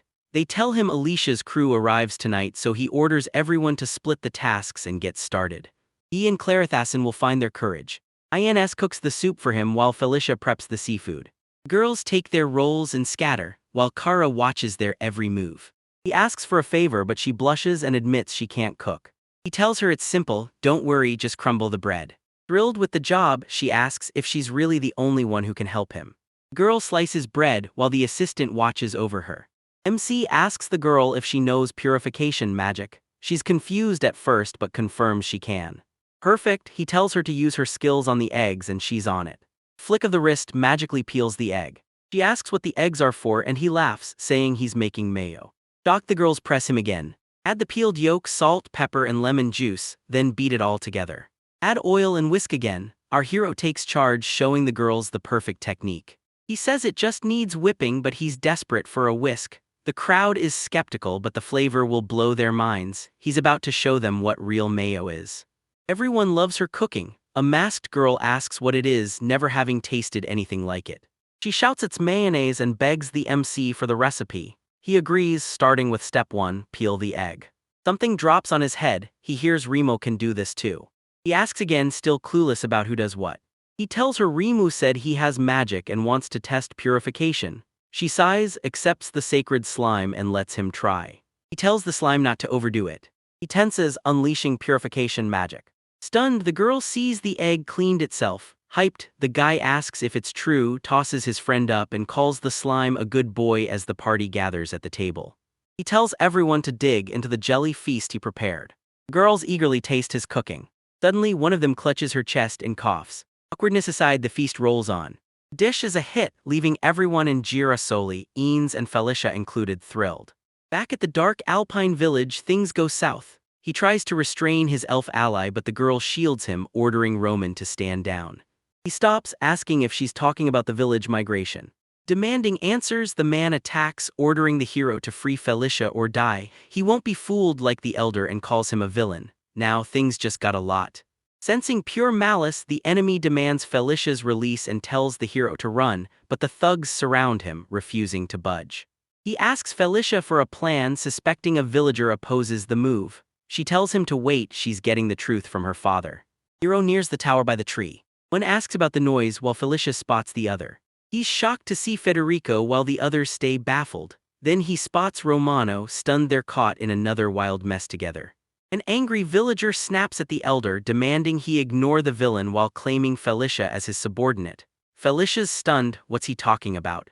She screams they'll soon be raising Mike cattle. The MC realizes he's the villain. The elder confronts a villager, claiming everyone else agreed to move and ordering him to shut up and fall in line. The villager snaps, accusing Romano of brainwashing Felicia and the elder, while the MC realizes Romano is a serious threat. He demands the lies stop, he's had enough. A man sneaks up and smashes his subordinate with a frying pan. He collapses, leaving our hero horrified. Romano's father arrives, apologizing for his son's trouble while Romano stands there stunned by his father's gesture. The man drags him out by the neck, telling everyone to ignore his son, keep planning the move, and offering a final apology. The elder apologizes, but the MC calms him down, saying he totally gets why the old man refuses to move. The elder calls his student selfish. Hunters found the village and their numbers are low, they must flee, but he's defying the entire tribe. He calls for a plan, promising their new island will be a paradise. Negotiating with the elder, our hero confirms only 35 villagers remain. Since his ship can't fit everyone, he proposes 2 multi-day trips and the elder agrees to split the group. He's prepped livable tents, 6 months of food, farming tools, and portable buildings for the island. The elder's dead serious. Tearing up, he insists on naming the village after the hero, but the kid begs him to stop. That same day, the village got the news and immediately prepped to move. He transforms Klugo's interior with his powers, satisfied that it's exactly what he needed. The elf claims there'll be no issues since the villagers are magic ship rookies. No appliances or shower, it's just a closet. The elf reassures her it's temporary to keep the master's secret safe. Fast forward 5 days. The wise elder calmly hands the survivors to our hero. Thrilled, the boy grins and announces they're finally starting their journey. Soaring over the waves, this magical ship leaves everyone on board speechless. It's their first time seeing such miracles and every moment feels like they've stepped into a living fairy tale. The kids celebrate their new lives while the MC counts 20 people on the packed ship. It's crowded, but no one minds they've got 2 days of adventure ahead. He senses something and whips around. Father Romano greets him.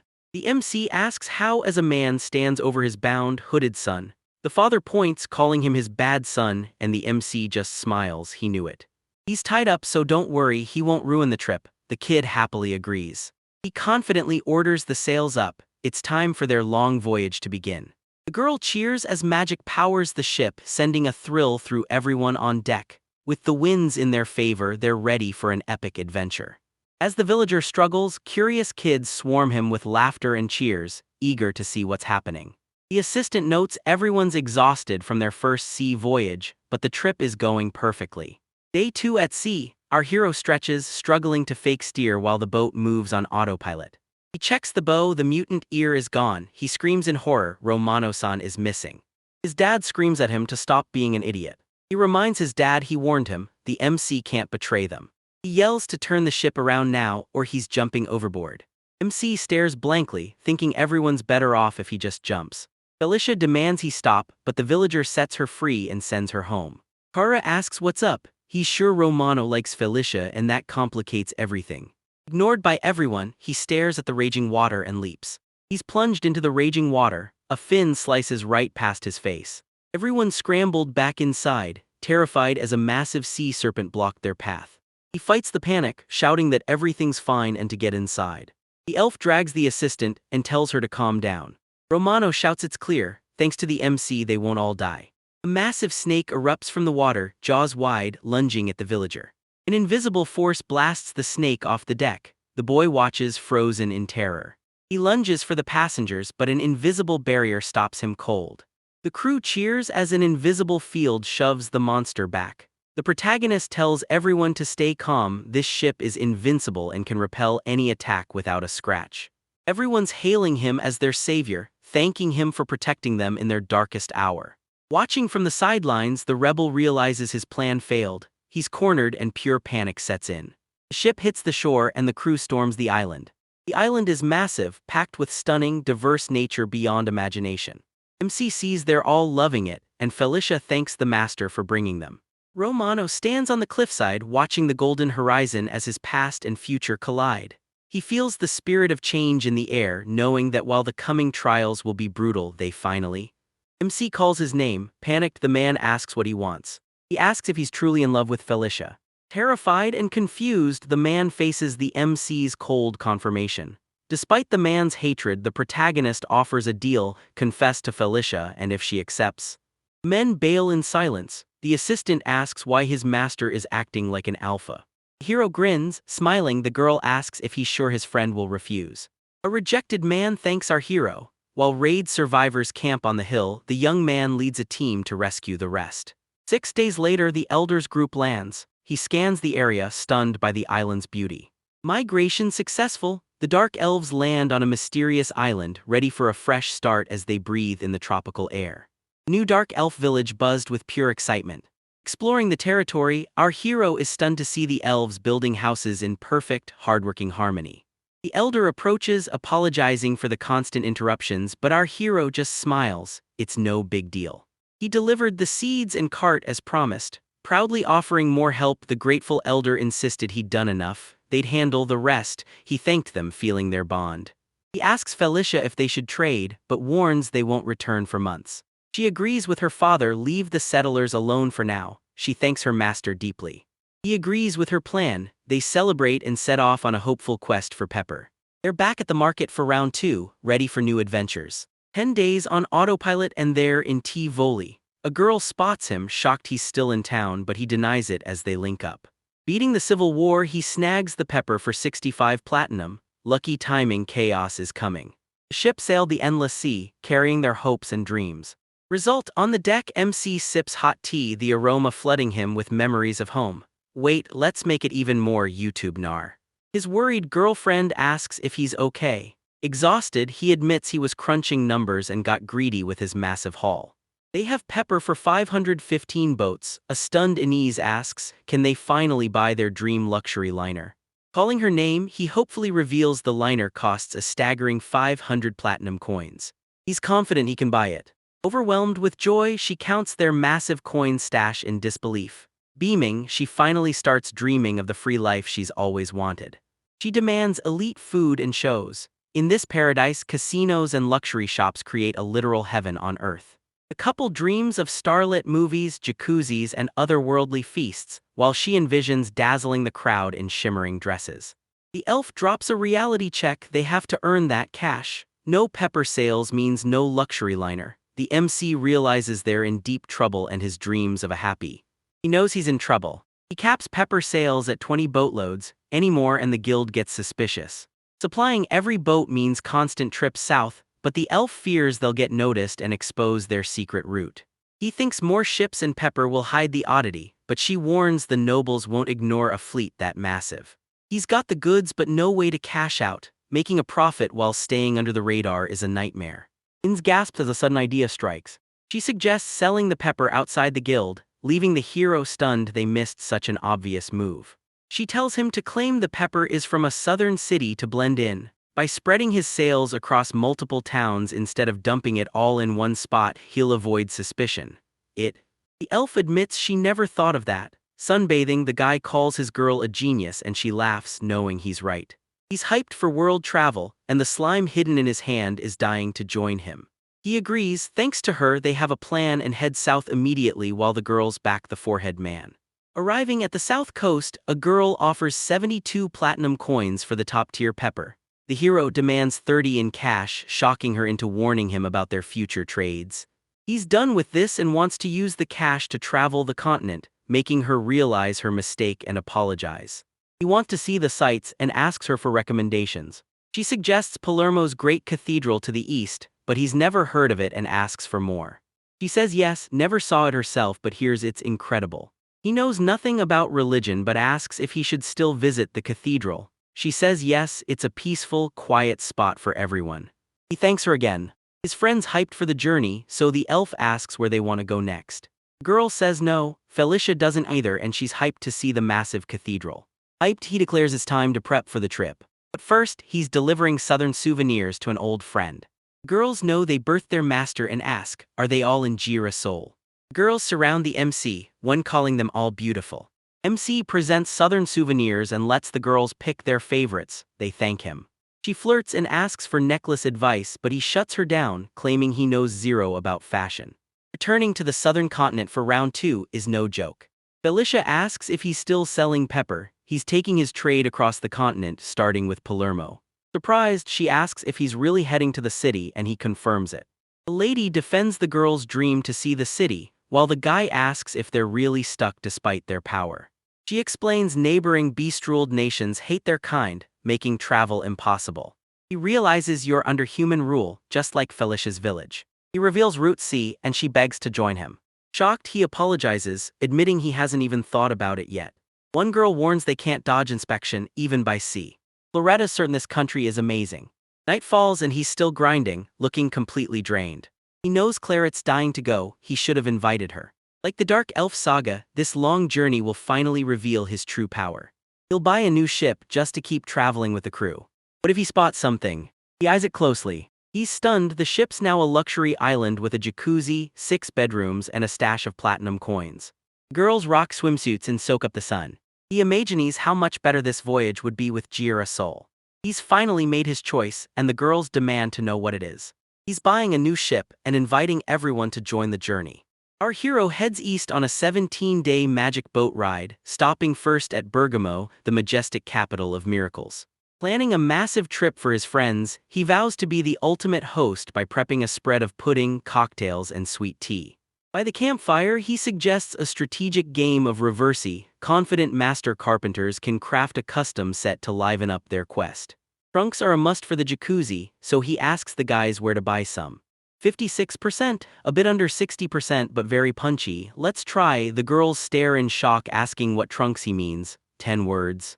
Realizing he's made things awkward, he sighs, knowing his words were totally misunderstood. MC explains swim trunks but the girls are totally clueless. Why wear clothes in the water? He's stunned. No swimsuits. Then it hits him in a world full of. Worried he'll look like a creep giving clothes to strangers who don't even know him, he doubts they'll even wear them. The elf checks in but he's already heading. What's next? They'll be camping on the road, so that boat tent he built out west is perfect. Now he just needs to make one for everyone. Swimsuits, gear, food, and pudding. Our hero's to-do list is packed, so he heads straight to Danino the carpenter first. He scours the manufacturing specs until he hits a bizarre rule about black and white stones. He's baffled. What's the point of this useless nonsense? MC smiles, calling it just a game. The man isn't impressed by his fame, but he'll do anything for the right amount of coins. The carpenter scores some rare booze, a massive win. Our hero thanks him and promises to grab the supplies in a few days. A local tailor offers custom gear, opening up endless possibilities. Relieved, the boy starts planning epic new outfits for the whole squad. He feels the fabric, demanding it be soft and waterproof, using this dress as the design base.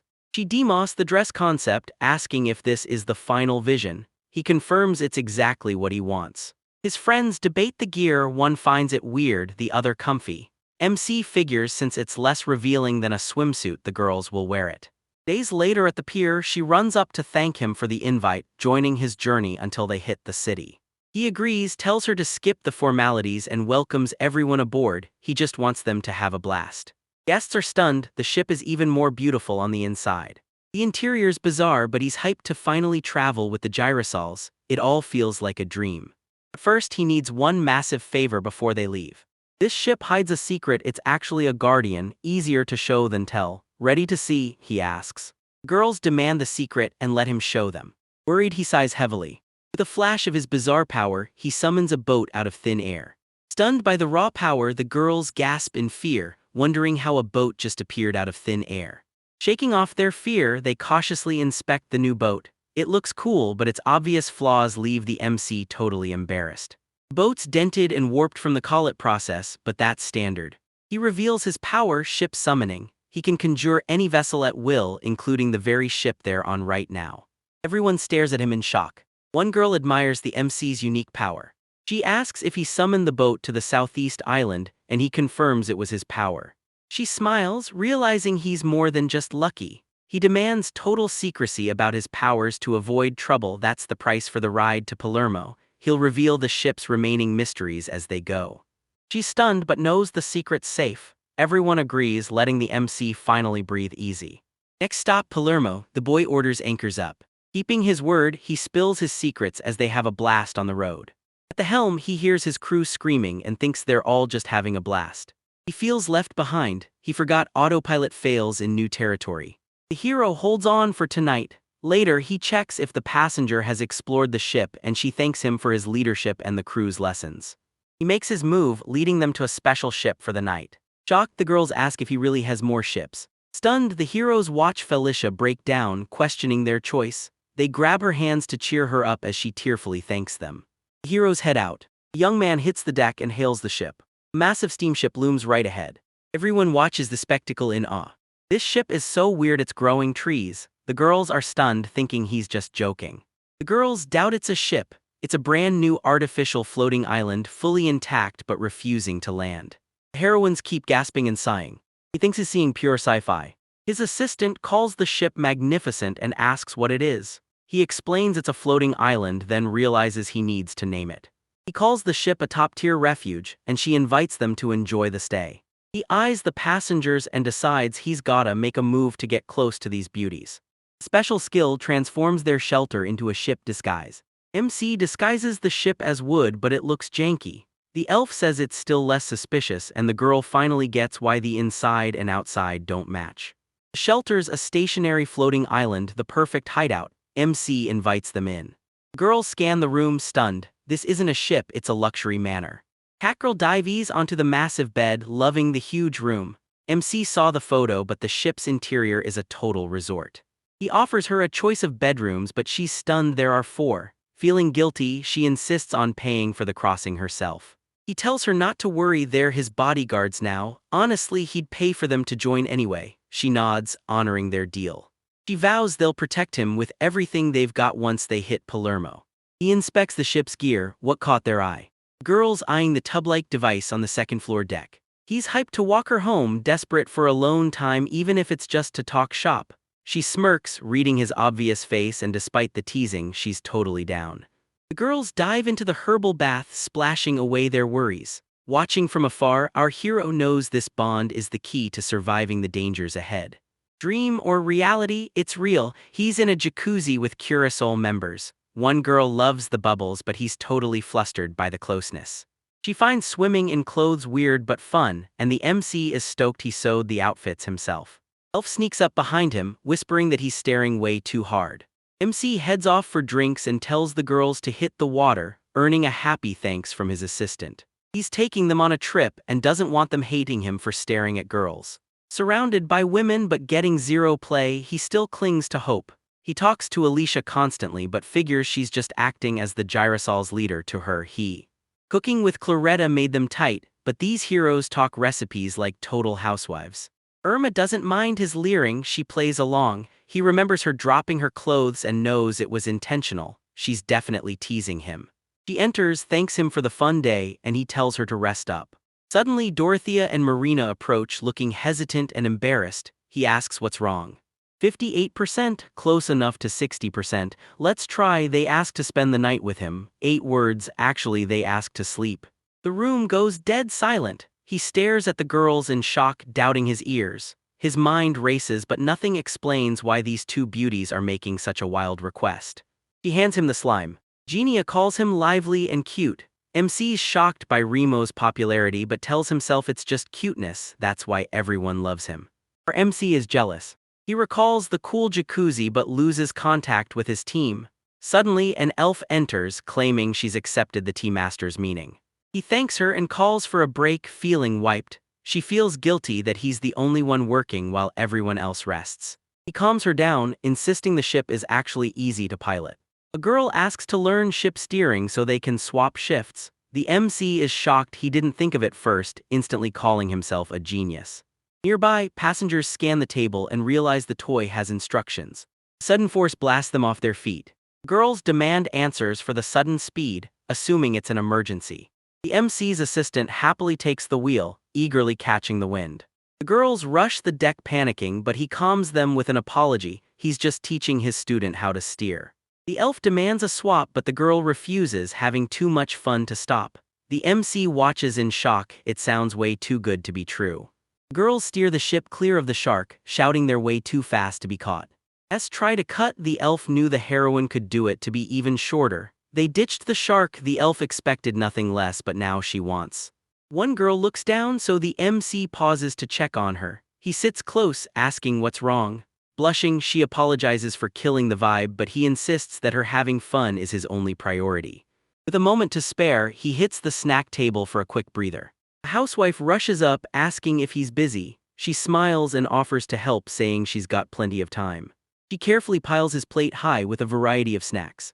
Meanwhile, the other heroines are locked in a board game, laughing and cheering each other on. The crew's having a blast, soaking in the good vibes and finally relaxing. Watching his team bond, he longs to join their circle, until a voice calls his name. A guest begs for more pudding, proving he's won her heart through her stomach. Her sympathy isn't his goal, but it's still a beautiful win. True beauty isn't just skin deep, it's the inner strength to crush obstacles and inspire the world, leaving a mark that never fades. En route to Bergamo, massive mermaids surface to eye the hero's ship. With soul-piercing gazes and shimmering rainbow scales, these ancient guardians watch anyone daring to disturb their peace. She dives into the fray, her blade a lethal blur that parries every strike. Driven by pure will, she carves through the monsters until they retreat in terror. MC asks what they are. She warns these water monsters are weak alone but deadly in packs. They're treacherous enough to trap even pro warriors. Stay alert. The housewife says they're perfect for magic practice. Confused, he watches Rima slip past like a shadow. He charges the mermaids on deck, water spraying everywhere as he strikes. Rima slaughters the last sea beast. Relieved, the hero thanks her for the save, but the catgirl is already sick of fish and demands to pilot the ship. Weeks since leaving the southern city, it's been surprisingly smooth sailing on calm seas. Leaning on the rail, our hero nears Bergamo, ready to head inland by carriage. He feels a surge of hope just as the helmsman shouts, "Land ho!" Cut to the port city of Bergamo. Bergamo's narrow streets are alive. Merchants hustle, music blares, and the scent of fresh bread hits the sea breeze. The city is a rushing river of life surging toward new adventures. Guys freeze, spotting something as one points it out. Bystanders stop and stare. Girl squad hits the city. Villagers swarm the gorgeous party, asking if they're adventurers. They've never seen such beauties. They stand out way too much, so the MC stays low to avoid jealous glares. Finally on dry land, she cheers, asking what's next. Recalling his mission, he says they need to find the skilled merchant first. She vows to keep him safe and he gladly accepts, secretly praying they don't get into anything weird. Hero halts at the door. Group hits the merchant's guild and asks the girl at the door where to buy food. They hit the tavern for rooms, booking for the group and their tamed slug while the crowd gawks at their beauty. Following a guild tip, the heroes hit Filippo's shop. The clerk asks what they're after, but the MC keeps it strictly business, silently praying for no drama. He apologizes for his rudeness, praising the pepper's southern continent freshness, but the MC's trickery ends his life. He asks the price of the pepper. Embarrassed, he's told to name his price, but has no clue what to ask for.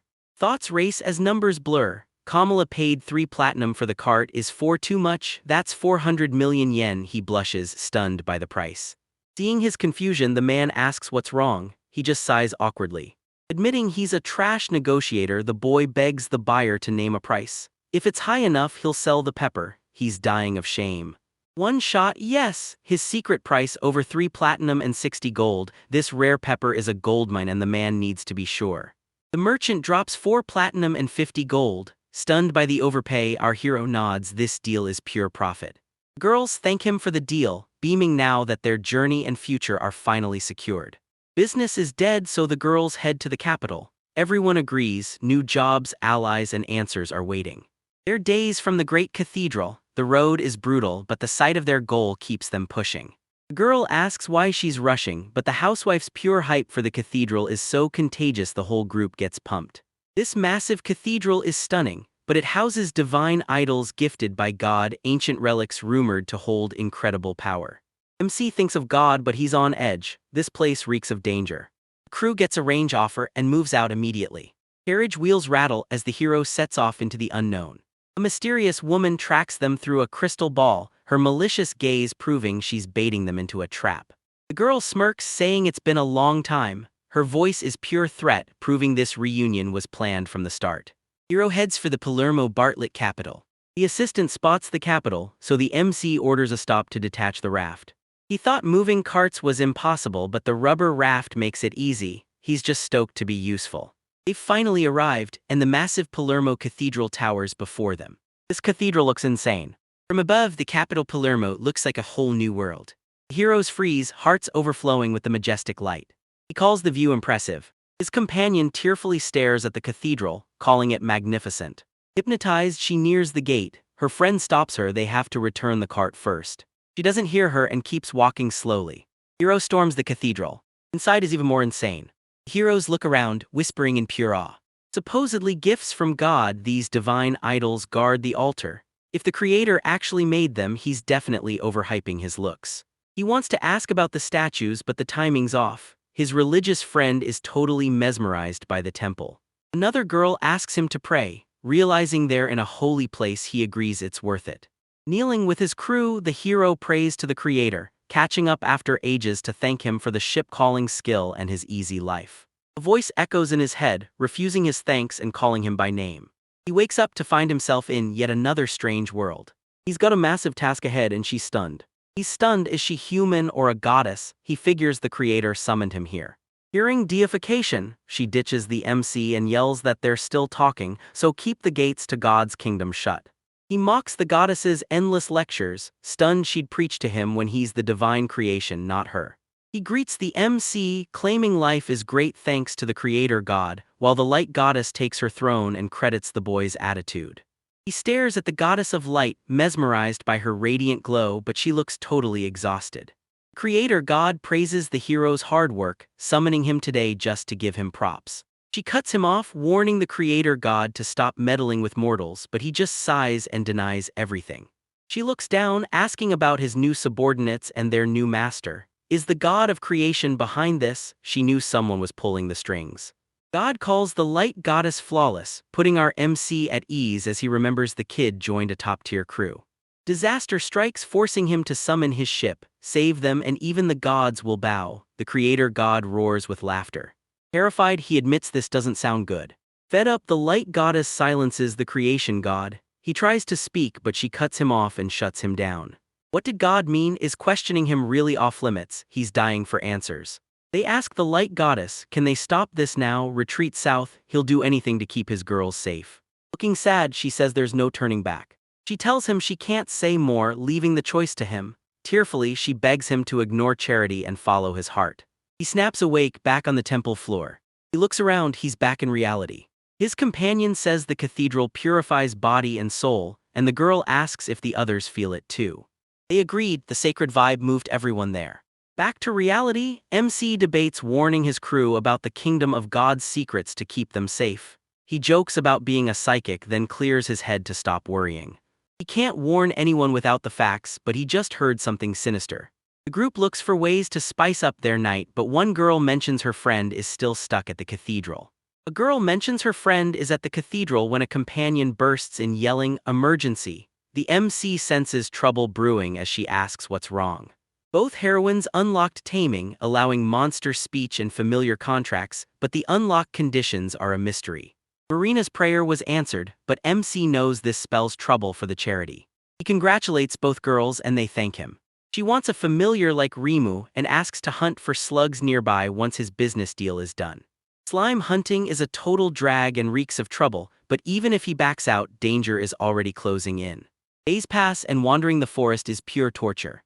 She calls it fake, explaining magic slugs need high-energy zones like volcanoes for fire magic, and this is Valletta's turf. Hero reaches a massive pit and stares into the abyss. She calls it the Cave of Hellish Wind. He senses nothing but dread. This cave is a flooded maze, leaving it virtually unexplored. Hero pushes through a tight cave corridor, dim lanterns barely piercing the pitch black. Battered by wind and dark, he regrets coming, but his ally notes his ship-calling skill would've cleared the flooded path. The unknown awaits and she's hyped. Unable to refuse the girls, he finally caves. The heroine reminds the team, find the slimes and stay focused. A massive beast looms behind her. The girls pivot to shield her, blades and orbs out. The heroine one-shots the enemy with a single arrow. The heroes push forward. He scans the area exhausted. He looks up frozen in terror.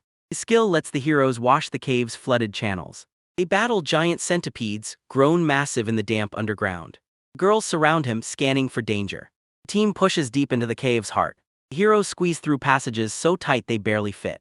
They halt on the rocks to rest, nursing sore shoulders and cleaning their weapons. An expedition member approaches and asks him for pudding. He shares the treat, but the leader regrets her choice. They haven't even seen a basic slime yet. He sees slimes in the forest all the time, but has no clue if they live in caves. She ignored slimes before meeting Rimu and has no clue where to find them, assuming they just spawn with other monsters. The girl suggests the forest. Going deeper into the gorge will take too long to escape. The other heroine objects. She wants a wind magic lime, so she's searching here. She turns, saying she understands. The wind is howling. Suddenly a slime spawns. He spots it and yells to the group. Sensing danger, the slime dives into the gorge's depths. Everyone rushes over, asking where he saw him. He points deeper into the passage behind the rock. The hero gives chase, but once found they must approach slowly. He's easily spooked. The girls scale the steep cliffs, fighting not to fall. Slime's surprisingly agile, bolting further away. Marina's hyped to snag her pet ASAP, but her friend cools her jets and tells her to wait a minute. They pause, spotting a glow below. The heroes reach a massive reservoir. Above, a giant hole in the cave dome is lined with strange pores. The hero freezes, stunned to find such incredible beauty hidden inside the cave. He points to the lake and radios in. Is that the slime they're chasing?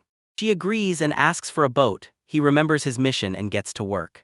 They scour the pond but find nothing. The prey is just too small. He suggests crossing over and she backs him up. They hit the shore and touch down. One bets they're the first ones here, telling her the place is monster-free. He lets Rama out of the bag and tells him he's free. Don't go far, he warns. Slime leaps into the thicket, a rustle echoes. The slime peeks and slips, sending the hero into a screaming panic for backup. Another slime bursts from the bushes. Everyone rushes over to investigate. A girl by the slides points out something incredible. Suddenly, a massive shield spawns before the heroes. The girls stare in shock, questioning if it's real. It seems impossible, but the object looks exactly like a dragon's scale. He asks again what dragon they mean. He's never seen one, but it sounds massive. The girl identifies it as a mythical dragon. Everyone is stunned, but a member senses divine power radiating from the scales. He asks Ines if these mythical dragons are actually rare, and she's ready to explain. Mythical dragons are unique. Only one exists per element: light, dark, earth, fire, wind, and water. These mindless beasts serve as messengers of the gods. The heroes strike gold with mythical dragon materials. The girl suggests a deeper search and the squad is all in. He's silent, but he knows the stakes are high. He hopes this isn't the trouble the god of creation warned about, but since the god said their actions wouldn't trigger it, he rules it out. Everyone's forgotten the slime. Girls lean down, finding scales, claws, and a tooth. One is left speechless. He wonders what this'll sell for. The dragon's unbeatable. Housewife girl reveals this unique item is a legendary hero's relic, now guarded by nations. Never sold on the market, its price is a total mystery. One heroine's too scared to return it, but the other knows these materials will forge the ultimate weapons. Inez suggests hiding everything with the master's skill to keep the place secret. She sighs the secret's out. The heroine found rare herbs here. The kingdom must protect this cave. The hero realizes finding more dragon parts during the plant study will make them look like they're hoarding. The girls fight over the claw, debating whether to forge a sword, auction it off, or donate it to the cathedral. An hour later, the plan is set. They'll claim they found 2 scales and rare herbs, hiding one from the cathedral and selling the other through a trusted guild.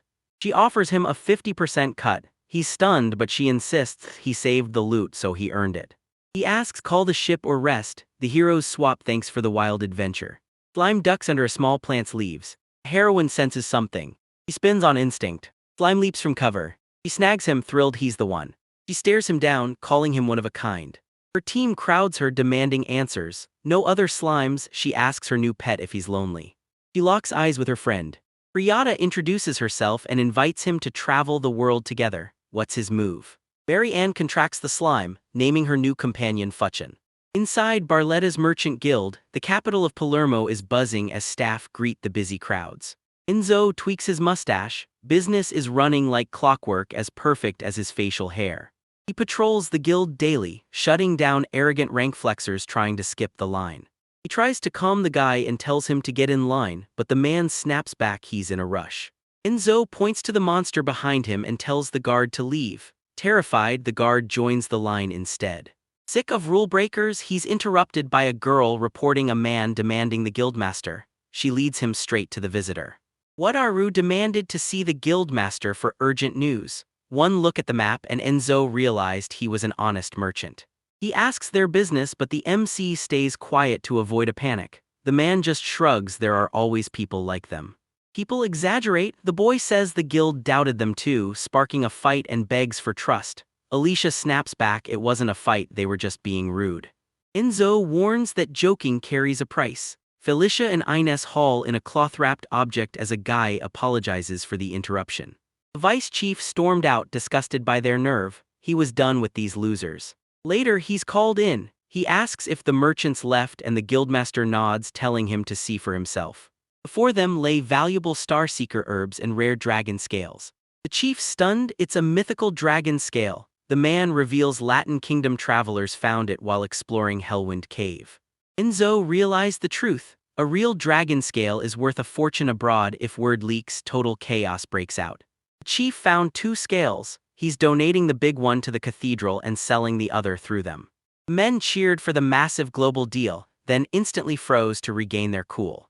The leader tasks Enzo with 2 jobs: get the cardinals to verify the scales and report the herbs to the medical guild. Enzo needed the cardinal or the guild master, but as he left, he found every carriage was booked. He sprinted off, determined to prove the guild master right with a perfect job. Soon, he reached the medical guild. Gasping, he demands the guildmaster for an emergency. The worried clerk tells him to wait. A man in glasses greets him. It's been years. Enzo's relieved. He knows the local master. Now everything should go smoothly. He grabs his shoulders, shouting about an emergency and clearing the room. The terrified man gets the hint and bolts for the trade guild. He thanks him and bolts into the cathedral, knowing it won't be easy. Inside, the cardinal is busy. No appointment, no meeting. He claimed it was urgent, stunned the guild's vice master would break the rules. Did he even realize the disaster he'd caused? If it's so urgent, why isn't the guild master here? Enzo was just acting normal. He hated using force to get results. The priest offers to check the case but says he'll judge the urgency. He shuts him down. He's only talking to the cardinal. He's told to leave. Enzo resists, but the crowd's whispers force him to freeze, desperate to avoid a scene. The priest says it's useless. He hates that smug mustache. Shave it and he'll hear the request. Enzo snaps. Is he really picking favorites? Some priest he is. The cardinal warns of dragon trouble, then heads to the merchant guild as Enzo bows in thanks. The man asks about Enzo's half-shaved mustache, and an annoyed Enzo claims he had his reasons. 2 weeks later, crowds swarm the dark road while kids scream about a dragon scale. Felicia says they're moving, but the master asks again.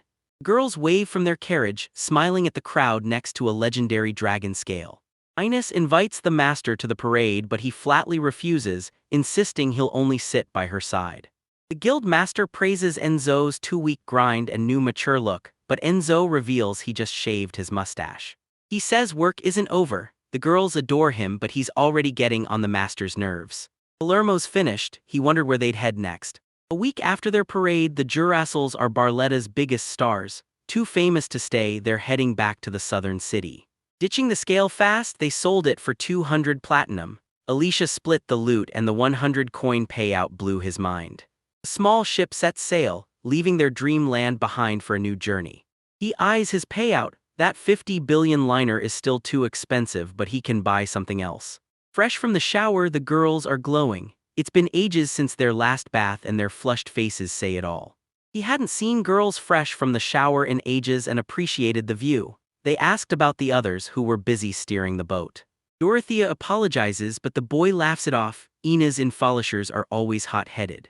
The girl invites Fu to play in Rimu, making Taru fear Marina's losing him. Kara demands dinner and he remembers his massive stash of potatoes.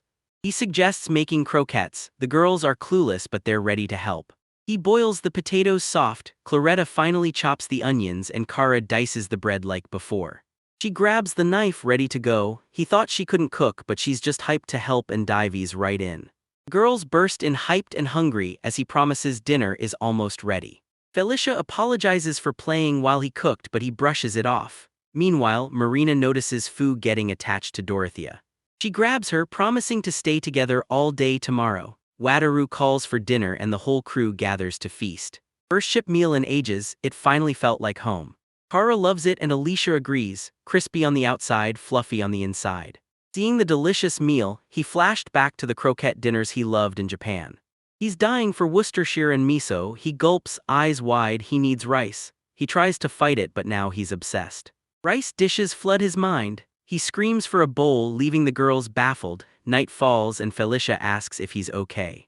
He admitted he acted awkward. He'd been saving for a luxury liner and snapped, but with their new cash he can just buy another boat. They asked again, so he revealed the ferry, leaving the girls in total awe. Wataru lists shops, restaurants and 30+ guest rooms. Felicia's impressed. Inez begs to buy it now, but he says their cash is for a luxury liner. She reminds him he's using the dragon scale funds and he gives in. This custom one-off scrapped the luxury jet plan. Felicia says it's his cash, he can spend it how he wants. He couldn't afford a luxury liner yet, but he had zero regrets about the ferry, a small price for the massive haul inside. Next morning, Alicia checks if he's okay. He thanks her. She asks what he's doing and he says he's buying a ship. The girls are confused, but he drops a coin and grins, telling them they'll be shocked as he. On deck, he promised a new ship. The girls were dying to see it and ready to blow their minds. He finally summoned the vessel. Blinding light erupts and particles swirl, the massive shockwave blasting them back in awe. Light blasts the sky, the sea thrashes, and a massive magic circle summons a ship right before them. He stared in awe as magic reshaped the ship's frame.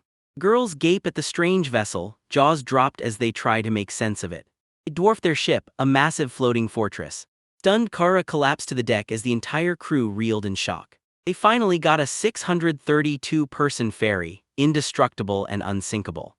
Was Ferris always this massive? 192 meters on paper didn't prepare him for this. The girls freak out. Is this massive metal beast really a ship? It looks way too heavy to float, but Wataru tells them to chill. Alicia doubts the massive ferry can even move, so he renames it a fortress and teleports them aboard instantly. Inside, the group is stunned. Alicia's shocked the magic circle worked, while Ian's bolts across the massive ship with Wataru in pursuit. He finds a shop stocked with noodles and snacks, hyped to finally eat his favorites again. INS shook him to snap him out of it, but Alicia knew he needed more time while the MC scanned some noodles. He buys it, notices the self-service setup and wonders where the cash goes. Asked if it's worth the fuss, he agrees. He loved the taste, but it was just a staple from home. Now she's curious about his land. The group's amazed by the soft fabric, so he offers to buy them everything they need and sends them to explore the ship's restaurants and baths. They scout the ship, loving the views and soft beds, then hit the restaurant for a massive buffet. They find massive, fully stocked bathhouses with a killer view. They swapped clothes, popped the ship's drinks, and cheered. The ship's loaded with yukatas, making the MC thank the god of creation. The girls love the hair-smoothing shampoo while our hero kicks back with a drink. He asks if they like the fortress. The girls cheer and Yuruma admits it's unlike anything they've ever seen. She asks about his home despite the girls' protests, telling him it's fine to stay silent. She gets it. The group's uneasy. Felicia calls out, worried, but he brushes it off. Once they see the ship, they'll understand. He admits he's from another world, leaving the girls in shock. They scream questions, never having even considered the possibility, which was absolutely insane. Kara craved the other world's food. He knew she'd be a legendary eater.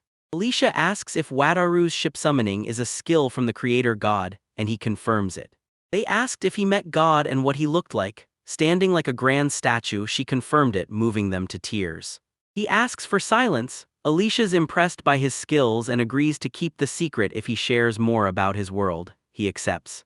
Buying that ferry was a win. The trip south is gonna be a blast. Life at sea just keeps getting better. Morning hits. MC greets Felicia, who's clutching her head on the bed while Inez sleeps soundly beside her. She greets him in pain. He frantically asks what happened, but leaning back, she just tells him he's too loud. Seeing last night's aftermath, she explains they stayed up until dawn after he crashed. She tries to get up, but the MC tells her to relax and rest today. He warns her to know her limits next time, and she agrees. She clearly had a blast. With the others still asleep, Wataru seizes the chance to test his skills. The ship leveled up, unlocking a game-changing autopilot skill. He can now issue boarding passes. To skip manual checks, he gives them to everyone in Girasal and automates the process. He can now hire staff and set rates, wondering if someone else could run the ship while the system auto-collects ticket fees. He puts his new business skills to work, handing out unlimited free tickets to everyone while they've got the place to themselves. The hallway is dead silent until he runs into the girls. Claretta panics, begging him to follow them to see something incredible. They hit the slots. The girl wants a toy from the box but doesn't know how to buy it.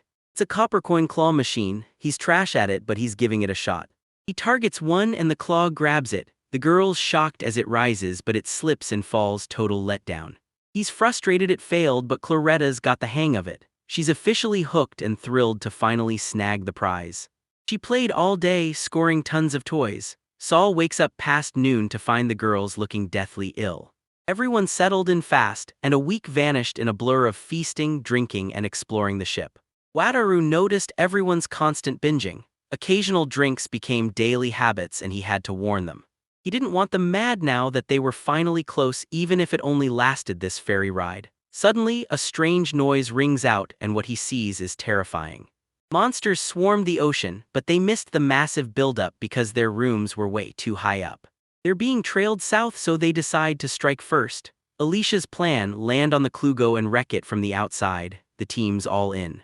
He asks if boating through the horde sounds fun. She says, a little. Fearing a swarm, he agrees but warns her this is no game. A small ship plows through waves and monsters, stunning the guy. The girl apologizes, promising to scold them later. They stayed steady to strike. Alicia slipped through a gap while Claretta took over with holy spear magic. Crosses rain down, shattering the monster's tentacles. Inaz grins. The attack worked.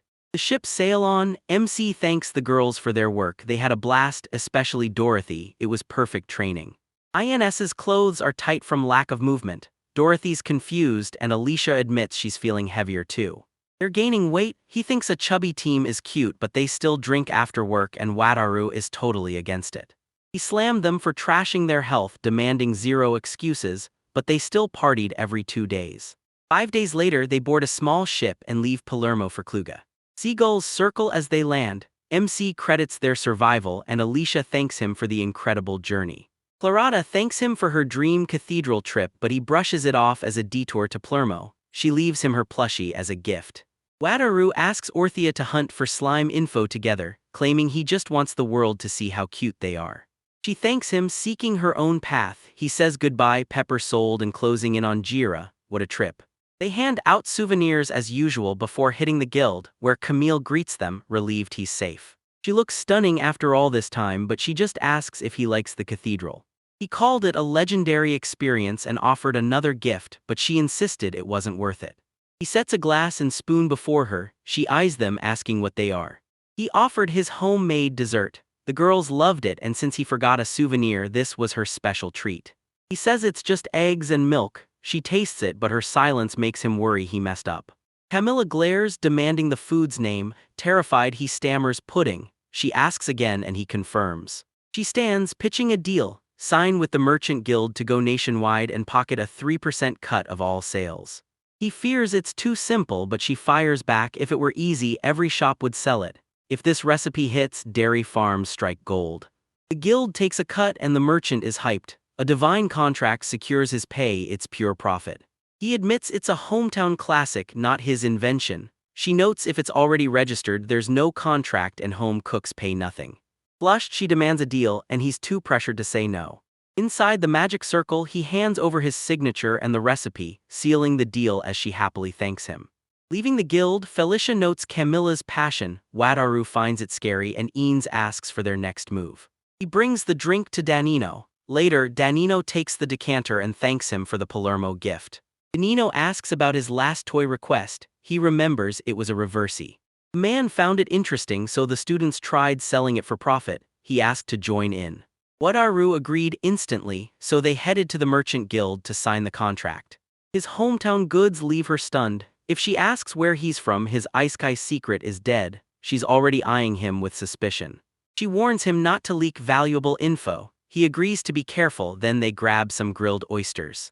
I ask if Camilla chewed him out, but he's just starving from the thrill. She tries to grab a bite, but he stops her. He's got something cool from the drizzle soy sauce on the oysters and dig in. One bite leaves everyone blushing with pleasure. Felicia pairs it with oysters, but the crowd catches the scent. He tries to ditch the sauce and finish fast, but Inaz shuts him down. He admits he's gotten soft while laying low, but Felicia blames their long months at sea. Esaded says he's hero material, but he refuses because he can't fight to save his life. He warns her not to jinx it, but the owner knocks. Guests in the lobby are waiting for him.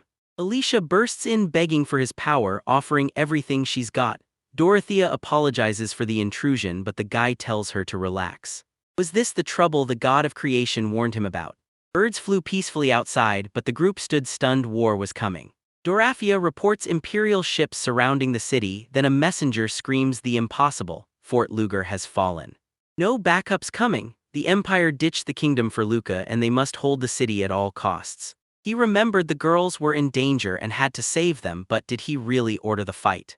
Dorothy reveals that after years of border wars, the Empire targeted the wealthy city of Lucca and crushed it instantly. Born and raised there, their families are at stake. She hates dragging him into war, but they need help. The boy listens tensely, sweating as the girls watch him anxiously. He's no hero, he's clueless, terrified, and can't bring himself to hurt anyone. His ship summon was his only shield, but even then he couldn't stomach the sight. Strange, his first hero moment is war. He doesn't get why he's fighting and just wants to hide. Girls called out again. Seeing their worry, he knew he couldn't leave them behind. Too scared to refuse, he claims he's a coward who can't fight to keep his skills and origin hidden. He promised to help if they'd fight and flee. The girls' faces flooded with mixed emotions. They thanked him, stocked up at the market, and set sail once again. The crew frets at the table, while the leaders at the helm realize things just got deadly serious. A normal ship takes 20 days, but sailing through the night cuts that to 10, letting them strike fast. He's still worried about being spotted by someone important when Felicia calls out, standing before him in a cloak. She asks how he likes the gear he bought. He loves it. Hiding his face lets them pose as mysterious wizards. MC asks about Jurasol. Inez says they're on edge, their city plans are going nowhere. He handed off the controls to check on the others, but a sharp scream rang out as he headed for the cabin. Inside the cabin, the girls argued over a stealthy approach, oblivious to the city's chaos. They knew the Empire favored men, but their own strategies clashed. Marina claims the fortress can smash the blockade. The girls hang on every word.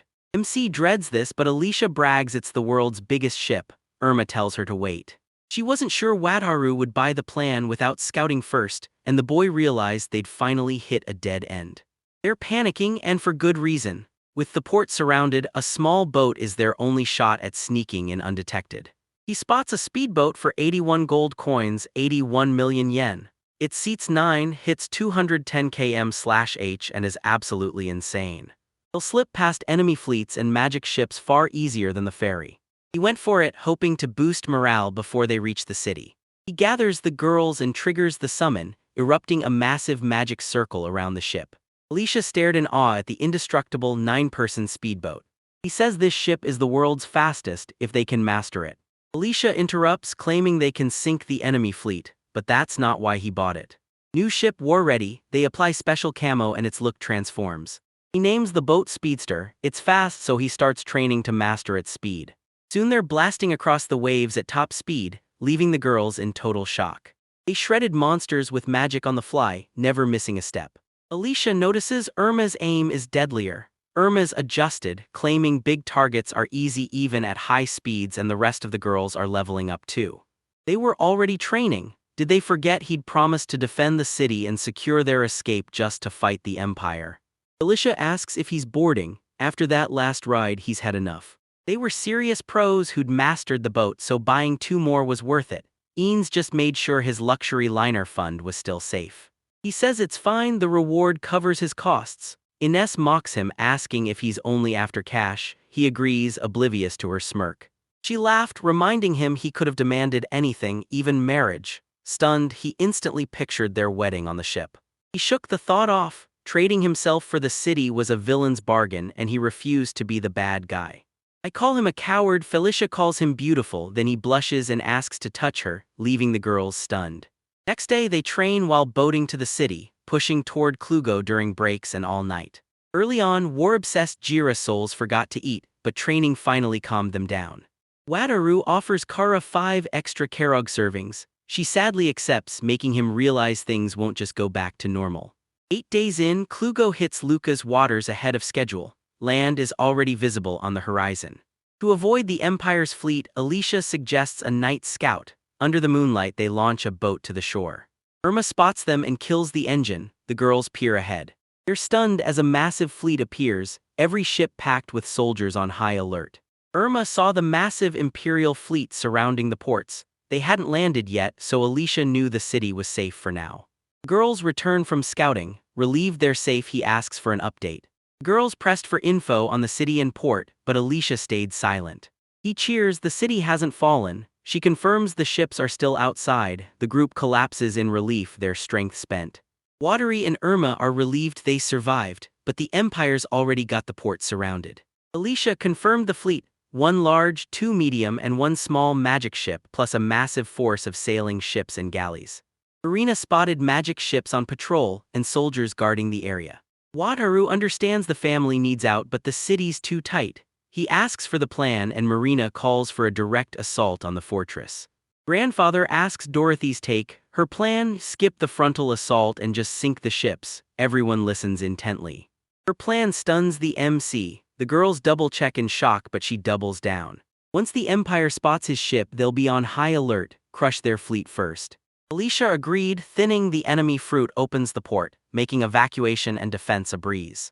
Panicking, the boy asks if they can even sink the ships. He thinks she failed and the plan is spiraling into madness. Claretta agrees, magic ships have barriers, but the MC's fleet can still blast enemy ships with skills. Herman agreed, it made sense, so they teamed up to protect Luca. He was itching to help but refused to be dragged into their war. He had to stand his ground. Alicia starts thinning the Empire's fleet. She checks the boy, who tells them to listen up. The girls lock in. He promised to help defend and evacuate while the odds are good, but crushing the enemy fleet will definitely catch God's eye. He's done being the city's tool, so they're laying low. The girls apologize, but he actually backs their strategy. He claims the Lord's favor and orders the fleet downsized, earning a roar of support from the crowd. Plan set: tomorrow night, 3 teams in indestructible speedos swarm the enemy ship and strike. They rip through hulls, jumping ship to ship. One stays in reserve. Finally, the attack begins. Girls split into boat teams, leaving the MC and INAS in reserve. Alicia orders the hit on the massive magic ship first, and the girls lock in. The MC is panicking, but Inez insists they can't lose on home turf. Wataru agrees, yet still barks orders to stay alert. Alicia thanks him, and the 3 boats speed off as planned. The crew scans the horizon until one sailor spots a mysterious shape he can't identify. The lookout spots an incoming ship, and the commander instantly deploys a magic squad to intercept. They blitz past, stunning the soldiers. Alicia marks a massive magic ship as the target and Claretta locks in. A fin-winged ship looms ahead. The commander orders the magic squad to open fire, unleashing a relentless barrage. The ship is unscathed, shocking everyone as Claretta unleashes her magic from the deck. Her spell whips the waves, a flash slams the hull, and everyone's tossed off balance. Inez hears it's begun. Her contact is shaking but ready. With unsinkable ships, they're still safe. Worried for the crowd, he clasps his hands, praying Girasol keeps his cool. Sol battles his foe at the harbor while 2 girls pilot their ship toward a massive wreck. One girl admits magic ships are tough to sink, while her partner pushes for the next target. Soldiers on the wall stare down in shock. One demands to know what's happening, while a rookie asks if they're allies. A man asks who's fighting the Imperial fleet, but the shocked warrior warns him he shouldn't be there. He's stunned, the Empire's magic ship is sinking, is this all just a dream? Uniformed archers unleash a synchronized volley from the ship as the girl readies her weapon to fight back. She eyes the shells, makes her choice, and swings, deflecting every strike as the enemy watches from their ship. The soldiers scramble to escape. A sailor cranks the wheel on command, they won't let this ship sink too. They try to flee, but her boat blocks their path. The commander screams as she points him out, and Ong declares they're trapped. She levels her weapon, demanding surrender or they'll sink to the bottom with the ship. A guy sits at a table, checking the clock and panicking over being at war, terrified the dead will return as monsters for revenge. Terrified, he accepts her offer for fresh tea since it's cold. He thanks her, then looks up and spots something. Two flashes signal a regroup. The girl's stunned, but the guy knows it's over, they move out. 3 boats wait ahead. A girl on the center one squeals, startling the guy. He asks if she's okay and she confidently says everything's fine. He's stunned, they didn't just sink the ship, they wiped out everyone, total destruction. She confirms the ship's magic barriers were breached, but Speedo repelled every strike, keeping them safe. The harbor's a wreck, so they'll wait for dawn to enter. They head to Luca with Marina to brief their soldier allies. He loves the plan. She suggests asking about him, so he tells her to claim he's a hired magician to keep his identity secret per their contract. She agrees, tells Marina to swim, and they head out as the guy watches. He soon realized ship summoning was OP and felt lucky, but using it on a sea wave, total overkill. If his identity leaks, hell begins. They'll kill him and target Luca by dawn, so he's staying hidden. Alesha's crew rests on Klugo. While the girls sleep, Dorothea and Marina return to brief a waving Luca's soldiers. They had questions, but Dorothea convinced them he was a mage and explained everything inside their Doravor. He's hesitant to let a mysterious mage inside mid-war, but even if rejected, the guy can just wait on his ship. Stranded mid-ocean, the MC points his hand, activating the ship's glowing camouflage. He asks if that's it, she questions the ship's new look, he greets Eanes and Felicia. He swaps his ship to dodge Luca's eyes. She agrees they can't leave a trail, and the second girl brings robes for cover. They mask up. Eanes plans to stay silent in Luca to fit the legend, but Felicia warns him to act respectful or risk blowing their cover. The girl approaches the great mage and MC awkwardly claims the title. She asks if they're hitting the city after breakfast. Wrecked ships litter the city harbor. Our hero sails right past. MC stunned by the shipwrecks and the wall of soldiers, all of them terrified of the man at the helm. Rescuers were expected, but a secret magician, something's definitely off. Guards stand aside and watch everything unfold. Braun introduces himself, asks to join Girasol and the great mage, and the girl agrees. They won't let strangers in, so they force an observer on the great magician, leaving him completely baffled. MC tells Ness he's staying on the ship to avoid being followed. She agrees and heads to Elysia. She whispers to the girl, who tells Braun the mage is staying on the ship. Braun warns it's too dangerous, what if the Empire returns? She grins at her partners, confident it'll be no problem. Mother and child step out as 2 girls watch from a window, noting the streets are strangely untouched. A carriage rolls in. A stern girl waits as the man gets the news, the Jura Solas are here. Mayor Justin DeLuca introduces himself, thanking the group for their massive victory against the Imperial fleet. He apologizes for skipping the formal ceremony due to the war, but she brushes it off and thanks him. He immediately asks about the magician who won the battle, but she knows she must keep Wataru out of it. She apologizes, but their contract forbids revealing the great mage, even though he's helping defend or evacuate Luca. He asks what evacuation means, but she has no answer. He asks for backup, but she shuts him down, strictly contract only. He's annoyed, but he gets the message. He warns her the kingdom is in danger and demands the great magician's help. Stunned, she asks him to repeat it. Luca has been hit and now Imperial troops have the capital surrounded. Everyone's reeling. By the carriage, she tells the group they're heading back to the ship to deliver the Marquis's message. The girl smiles and thanks her, vowing to join once her family is safe. She agrees and tells them to rest. From his ship, the MC is shocked. Imperial troops have the capital surrounded. She confirms Fort Slughorn Brescia's vital shield has fallen. Viscounts Dupai and Duma betrayed the kingdom, sparking total chaos and blocking all reinforcements to Luca. Luca survived, but Brescia's falling and he's next. They're out of options. The girl relays Marceza de Luca's demands: keep the port open and buy food for the residents. That's it. Food is one thing, but keeping the port running takes time. To avoid being dragged into the war, he suggests a different plan: evacuate their families and friends immediately. She thinks the city's safe enough to protect Luca, but he already saw that coming. MC's got a plan: show him where the food is and he'll ferry it back to the city. Problem solved. Next, protect the port. She asks for his ship to crush the Imperial soldiers. Shocked, the MC asks if Jira gets all the glory. Hogging the credit will make the military bitter, and the girl knows it. He tasks her with finding a way for Luca's people to defend the port, and she thanks the great magician for the advice. MC calls the title overkill, but she insists on using it to hide his real name in public. He needs to sound like the owner, and she has to practice speaking politely. She hands the great magician Luca's reward, 10 platinum coins. 1 billion yen? He's stunned and asks if it's overkill, but she says trading their title and land makes it a fair deal. Typical mayor move. MC hatches a devious plan. He asks if the marquee is loaded and she confirms it. He disguises the SS Fortress as a wooden ship and rents it to Luca, leaving the girls stunned. To dodge suspicion, he hides the gear with his skill and uses it to haul food instead. Price stuns the trio. 120 platinum coins is a massive fortune. She confirms for that price they get a massive ship and a powerful barrier. They can already see it. She says only a master mage can pilot the ship. A man stunned, it won't even move, yet he's still asking for so much. She agrees, even if the ship is stuck. Parking it at the harbor entrance with long-range weapons creates a deadly fortress. He listens in silence. 120 platinum is a fortune, but he needs it to ship food, so he sets the price to match the cost of a second ferry. Wataru's rarely this bold. How will Marquis de Luca react? He's warned that paying a nameless, shady magician is a scam. He'll just take the cash and bolt. Marquis calmly agrees. If Luca falls, the enemies take everything. He accepts, pledging 120 platinum coins. The girls are stunned while the second man is horrified. The Marquis orders Dumont to prep cash, supplies, and a roster of troops for the magician's ship. Dumont agrees and the girls breathe easy.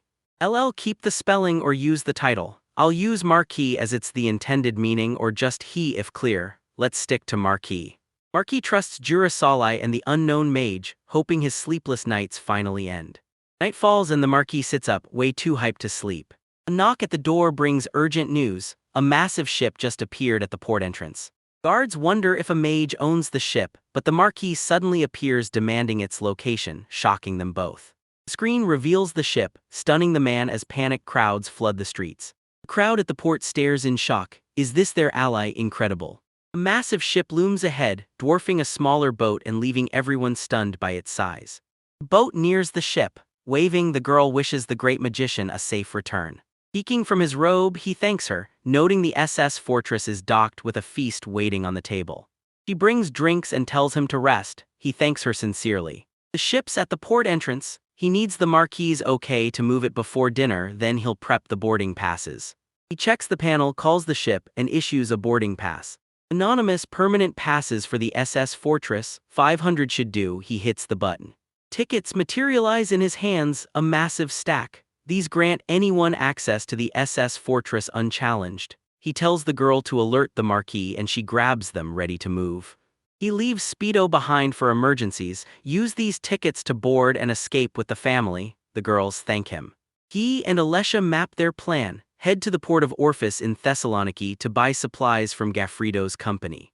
The Jira souls split. Half stay to defend Luca and the Marquis, while the rest escort the great magician and envoys to Orphis. They leave tonight, so she heads off to see her family. Girls ask for orders, but he tells them to do whatever they want until he returns. He's picking a ship. With 120 platinum coins from the Marquis, the creature on his head offers an amazing new boat. She asks if he's buying another ferry. He says yes, cargo ships work for supplies, but ships with shops and restaurants are way more fun. He realizes a rubber raft is easier for cargo, saving him 120 platinum coins on a luxury liner. Felicia tells the man to ditch the massive ferry for a small magic boat to stay under the radar. He already stands out, making his mysterious magic look dangerous. The other girl agrees. Secretly hauling massive supplies is a total game changer in a crisis. MC agrees they need a ferry. In these outfits they're she and Ness. Eanes asks to play her role and he's game. Scanning the panel, he shows Rima a ferry with a massive theater hall. Long ago she suggested watching movies, just as the god of creation once said. He wonders how they'll react to the big screen, sounds hilarious, clutching the item he locks in his choice. MC hits the button, drawing a crowd to the ship.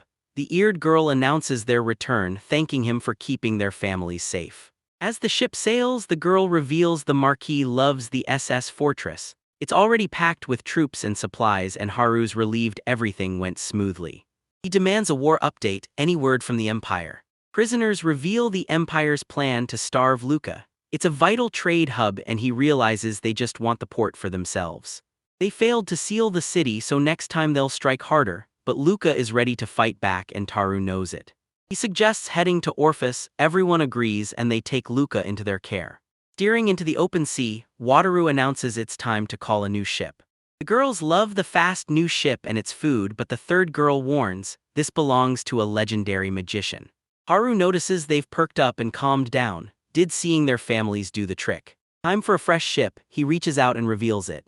MC triggers the ship summon, a massive magic circle glows on the water and a giant vessel spawns instantly, shocking everyone. They call it a ferry and she's still thrilled every time she sees it. This unsinkable, indestructible ferry holds 777 people and never lands. He thought it'd be bigger than the SS Fortress, but this thing is so massive he can't even see the end. She hopes they aren't fortress-sized, but he scoffs. They look similar, but the inside is unique, now go in and prepare for a shock. They step inside and freeze. It's breathtaking, a massive, beautiful temple. The new ferry is glowing, and the MC is stunned by the grand entrance. She asks for the ship's name. Since his last was Fortress SS, he dubs this one Citadel SS. Wataru leads the group upstairs to find out what's inside. They crowded around in shock, staring as one girl held something over the piano. MC spots a new room and the girls cheer, it's a bathroom. Inside, the MC is shocked by the massive space as the girl asks if all fairy bats are this huge. She grabs his hand, says it's been forever and drags him inside, leaving him completely stunned. Soaking in the tub, he finally gets the mission. Night falls, the girls apologize for the wait, showing off new t-shirts they found. He's stunned, but they love the look. They're so comfy the rest of the group rushes out to buy some too. Wataru digs their modern look, and the girl asks if his missing robe means the great mage is finally on break. He cheers for a rest stop to Orphis, raising a mug as the girls feast happily. They hit Orphis for supplies, a port between the southern city and Luca. He disguises the Fortress SS as a wooden ship and hits autopilot. Heading to Orphis, he gets an idea. He invites the girls to a movie theater. They're stunned by the screen and one asks if they can watch plays here. They ask what a film is, but he says they'll understand once they see it. He tells them to sit, but how do you even watch a movie on this thing? A panel pops up letting him pick a movie genre or title. He's stunned, this skill is insane. He needs a quick call on a ship movie. Titanic, it sinks, total fail. He picks Pirates of the Caribbean and the girls are stunned by the massive screen. Girls see ships moving and people talking on the wall, is it magic? He can't explain, but she thinks other worlds are just theater recordings. She sees ghosts, but he says they're fake. Girls enjoy the movie while MC asks Rima on his head if she likes it. She says yes. The movie's a hit and he's vibing in a massage chair. It's been an eternity since he could finally chill. Fighting a war and faking his magic, he's gotta be exhausted. He's praising massage chairs when Removed jumps on his hand, wanting one too. He offers a seat and she agrees. Slime sits and the guy knows it sounds dumb, asking if he should just power up, degrease and start shaking. He panics, but the slime had a blast. Relieved, he's just glad Rimu enjoyed it. Next day at sea, Orpheus is in sight. To get the magician back, the girls ask to scout Klugo. She suggests seeing the mayor before docking the SS Fortress. He agrees, a massive mystery ship would trigger total panic. Wataru slaps his face. He forgot the steam release, he got sloppy. He's heading to Orphis too. Robe on, it's go time. 2 hours after Ness and his crew went first, they reach Orphis. The ships arrive at Orphis in the kingdom of Thessalonica. He panics, shouting Orifice, but she says it's just a business deal and wishes him luck. Negotiations are a lock, but faking a master mage is hard. She tells him to just act like a vain, arrogant jerk. He swims up, noting the massive crowd just standing and staring. He gets it, the ferry's a total magnet, so the girl pushes through the crowd, apologizing to everyone. Frito's company, he realizes it's Marina and they head out. Let's try one more, she asks to guide the magician to Gaffredo. Marina already alerted Gaffredo's company. The guy thanks her, grateful for the heads up. Haru asks about Dorothea. Marina says she's with Lord Orpheus. Negotiations are dragging, but they'll handle the food supplies themselves. The group enters and the president welcomes the magician. Gaffredo realizes he's meeting the big boss, his nerves from the quarry already spiking. He's flying blind. If his F-rank merchant secret leaks, he'll beg for mercy but keep the mage act alive. He hands over the Marquis's letter and payment. Haru notices the man's worry and asks if he's being weird or rude. He thanks the magician, but realizes the gesture was way too polite. He worried for Luca, but they crushed the empire. Now he's happy to cook. 7 days to gather all that food. At 20 platinum coins, they can't handle it alone and must involve the trade guild. Luca's people fear the next imperial strike, and he knows they're desperate to go home. They've branded the magician arrogant. Time to move. He says 7 days is plenty, shocking the man. The president's a good guy, making this awkward, but it's gotta happen. He shouts the order, 3 days to fill his ship to the brim. The president accepts the orders. The girl groans she's exhausted and the guy just sighs. Smiling, the MC praises her performance. She asks if he's serious and thanks him. The girl checks on Dorothy, who confirms the Lord of Warface was a massive help to Luca. He was obsessed with the SS fortress and wouldn't let it go. It was dead obvious. Wataru asks if Orpheus is backing Luca. She says it's possible since they're allies, but nothing's official yet. She wants backup, but the government won't make it that simple. Haru thinks reinforcements will drive out the Empire and end his mission, but it won't be that easy. Next day, a crowd gathers to load the food supplies. Small boats swarm the massive ship, loaded with sacks and barrels. A guy asks what it's like inside, wanting a look. The man greets him, then a blinding light suddenly hits the guy on the stairs. On the boat below, a man asks about the ticket rule while the MC lurks right behind him. Supplies are flooding the ship. He worries if 60 tickets will be enough, but the Orpheus crew is working fast. They'll be ready to sail in just 3 days. He cries, desperate to sell his pepper, but in this new city, his stock isn't moving at all. A girl appears behind him and asks for a moment. He asks what's up. Stunned, he asks again, did people really scale the ship's hull to get inside? 3 targets blocked from the interior, they're hiding on the deck. They ignored the boarding ban, meaning their staff with tickets. The elf suspects Imperial spies, but the girl blames Lord Orpheus. He's obsessed with the Great Mage and the SS Citadel, so scoring tickets was easy. Marina wants them gone. Haru says they're safe, but they can't see his world's secrets, so they're driving them away. Day 2, Marina reports border violators have hit 10. He's got 60 tickets and 10 people are pushing to board. He wants them to earn it, but she says they're still stuck. What's the... Wataru says keeping them away is his job. Once the supplies load, he's canceling all 60 tickets and booting them off the ferry. She asks what forcible removal actually means, but he's never seen it in action. He grins, clearly itching for the action. Day 3, at the docks, the MC says they're loaded and ready for Luca. The girl turns to the man. She asks if they'll use force to kick out the stoneways, eager for the chaos, but are they getting too hyped? Marina points out 2 hiders while the guy scoffs at their persistence. We're wide open here, cancel the tickets, I'm moving in. MC hits cancel, launching 2 guys overboard as the company watches in shock. They hit the water with a massive splash. He's stunned they flew so far. Did they survive? Marina points to silhouettes, everyone's safe. He sighs in relief. With the stowaways gone and supplies secured, they head back to Luca. Wataru triggers autopilot, and a voice asks if there's a problem. He shows her a map to find Speedo in Luca and tells her to check it. She's stunned, it's moving. Wataru confirms it's hitting max speed out of the harbor, likely Alicia's group. The Empire is closing in as 2 girls steer their boat ahead. If Alicia's on Speedo, the Empire likely hit Luca. Speedo number 2 arrives by evening. Do they head out? They love the idea, borrow Speedo from the magician, and both ships set sail together. Hours ago in Luca, 3 girls learn the Imperial army is attacking again. It's confirmed, 2 large and 5 medium Imperial magic ships are closing in with more swarming Luca. The Marquis is in a war council, so they're stuck waiting. The girl waits as reports confirm the Imperial fleet will arrive before the great magician returns. She knows it's true, the Marquis is striking back, but the Empire's fleet is massive. They need to back up Speedo now. Alicia's asked if she'll use the mage's ticket to evacuate her family. She's saving the evacuation ticket as a last resort, revealing it would cause chaos, so for now they must trust and protect Luca. With only 3 left, sinking massive ships is way harder now, and Alicia knows it. Alesha suggests using the magician's ticket to recruit a powerful soldier for the speedo. She refuses. What if he snaps because they use the ticket to power up? She warns if he bails, Luca's finished. Alesha agrees, but they can't sink a massive magic ship alone. Another girl interrupts, warning against sinking ships and leaving Alesha baffled. It says the battle's won once the sorcerer returns, they just need to stall. Surprised, Alesha grabs her hand, agreeing they just need to stall. They've got this. She thanks Claretta, but the man interrupts, the Marquis is calling. They need to return to the present. The girls are sailing, but if the Imperial fleet spots their magic ships, they're toast. The others agree. The Marquis gave them free rein to block enemies from Luca, all thanks to the Great Mage's support. He's about to report an incoming attack, but she spots a massive enemy fleet on the horizon first. Calm Girl reports a massive crowd, and Alesha speeds toward them. Enemies spot the lone high-speed ship from the intel, intercept it. Girl draws her weapon and fires, rocking the ship and sending everyone overboard.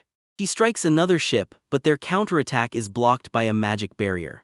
Leisha warns they're way more aggressive, while the staff girl notes they're sitting ducks in broad daylight. Standing on the last piece of a sinking ship, a man curses his enemy's reckless arrogance. Arrows bounce off the barrier as the Beast Girl reports most magic ships are sunk, only 3 remain.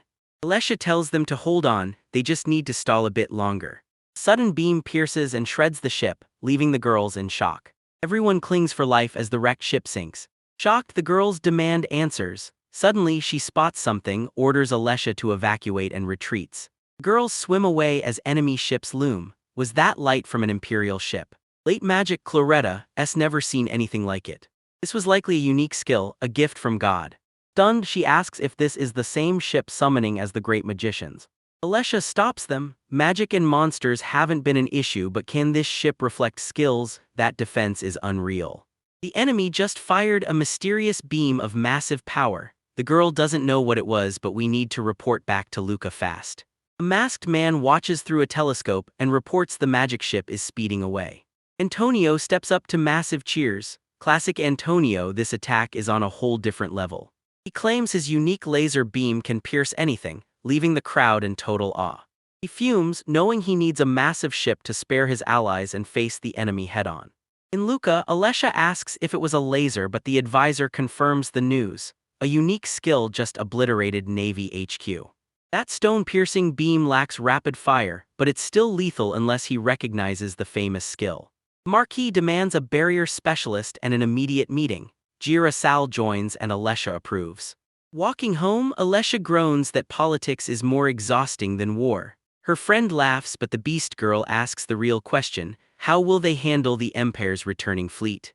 Alesha reveals a barrier specialist is at the harbor. Luca's fleet hides behind the SS Fortress, waiting to ambush the Empire's massive magic ships as a commando unit. The trio's in a tough spot. Someone turns to the girl, catching her eye. Alicia spots 3 silhouettes. Dorothea, Marina, and Kara are back. Alesha wishes them safety and praises their hard work. She asks about the supplies and the great magician, but he's still on his way. Luca's acting strange, so he spared them. The ferry arrives tonight, but things just got worse. Alesha reports the Imperial fleet is pushing for Lutala. They're stalling for a night arrival, fully aware they're facing the Speedos. Marina warns the ferries crashing into the Empire. The other girl rushes to alert the great magician. Asked if she's sure after just returning, she's fueled by ferry food and ready to go. The girl apologizes to Dorothea. She had a different message for the mid-ocean on a ship. Our hero cracks an eye open as a woman taps him awake. Wait, the prompt says, lightly hits him. A quick nap turned into a long sleep. No time to rest, it's time for Luca, but something in the distance catches his eye. Haru's shocked to see his ship and demands answers. Dorothea begs for forgiveness, reporting a crisis in Luca. Over a meal, he realizes they're on a collision course. Dorothea confirms it. The SS Fortress is about to slam into the Imperial fleet's rear. He's too weak to fight even if he rushes back, but will Luca's side hate him for sitting this one out? Dorothea insists her plan keeps the supplies safe, and the guy admits she's right. They're ready, armed with the Fortress SS and a fleet they can't lose. Dorothea reveals an Imperial soldier has the laser beam unique skill. Shocked, he asks for the name again. He ids the laser, sensing the creator God's plan. God thought the skill was cool, so he gifted it away. Water reveals the creator's word, only a god can break the ban. The ship is safe, but the girl is stunned the god of creation is involved. Dorothy's confident, she just needs to stay calm like he told her. The boat launches and the beast girl wants in. Taru pities Eanes, but he'd rather stay back and let Luca's people handle the fight. Wary of the laser, he trusts the creator god and tracks the ship. The action starts in 2 to 3 hours. Radars show zero movement. Fighting in the dark is a death trap, so the Empire is baiting Dawn, and Wataru knows it. Alicia called it by morning. A massive fleet arrives. A gunman warns the Imperial fleet is closing in. A sudden noise echoes, the signal is finally here. An Imperial soldier spots the legendary giant ship, but it's actually just a massive shield. He claims his unique skill makes him useless, but a massive magic circle forms and his team erupts. He screams his unique skill, laser beam, and fires a massive blast forward. She squints as the laser slams into the ship's invisible shield, leaving the crowd in total shock. Beam fades, leaving everyone stunned. The ship survived. The crowd roars. The ship is unscathed, as expected from the great magician's vessel. Now it's their turn to strike. She targets the Vanguard's massive magic ship, and the squad locks in. Furious she's unscathed, the shooter screams it's impossible as his ally demands Santonio fire again. He shuts him up, knowing exactly what to do, just as a boat pulls up. Girls brace themselves and unleash a full-power strike on the enemy ship. Antonio's stunned, the girls storm the ship, the counterattack is finally on. Checking the radar, he tells a confused Z and Ness the battle's begun, war has returned to Luca. The elf girl asks if they're safe, but the other scoffs, their master's ships are unstoppable. He agrees, but he's still worried sick. The enemy ship smokes, but they stay calm behind their barrier. Tony is livid. The girls knew one hit wouldn't cut it. They tell Elysia to strike again, but she suddenly spots something. Antonio summons another magic circle, screaming they're vile bugs who should have run. He'll drown them all, and the girls are terrified. He fires another laser, but the magic barrier holds firm. Antonio stares in shock as she smiles, fuming that it's impossible.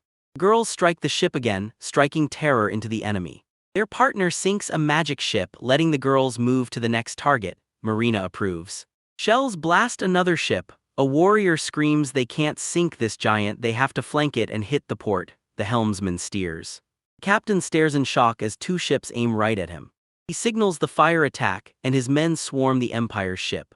Girls watch seriously as Luca claims an absolute victory after 2 hours. Girls report Speedo's return to port, and the MC confirms the mission was a success. Back at the castle, a relieved Marquis declares victory and thanks the crowd. The man praises Dumont's leadership, and Dumont joyfully thanks his lord. He tells the girl they did great today, and she thanks him. The guys praise her insane skills, admitting they're totally outclassed. Now, what's her answer to becoming a knight? She disagrees, crediting the great magician for their success, and they tell her she's 100% right. The bald man claims the ship's power is unmatched, now they just need a master magician. She wonders who he is, but the Marquis IDs him as Officer Jacopo. He's already rejected the offer. Jacopo asks why it's easy. Simple, he loves Girasoli, so they'll just lure him there. The Marquis warns Gacapota to back down after seeing the ship's power, but Gacapota ignores him and orders the guards to drag him out. Guards drag the man out as he screams for them to wait. Alessio watches in silence. Yuman appears behind the girl to apologize for Jacopo, but she brushes him off. Suspecting he's the powerful Vicna, she refuses to let the great magician exploit him. The Marquis says the supply ship arrives today. She agrees they need to thank him. Alessia's relieved Luca's most powerful man is so understanding. The whole crew gathers, raising their mugs to toast Luke's victory. Girls finally bathe after ages, loving the soak and the SS Strength's massive booze stash. He tells Claretta the ferry has slot machines and she's stunned, asking where. Another girl calms her down. Imperial troops still surround the city, but spirits are finally high.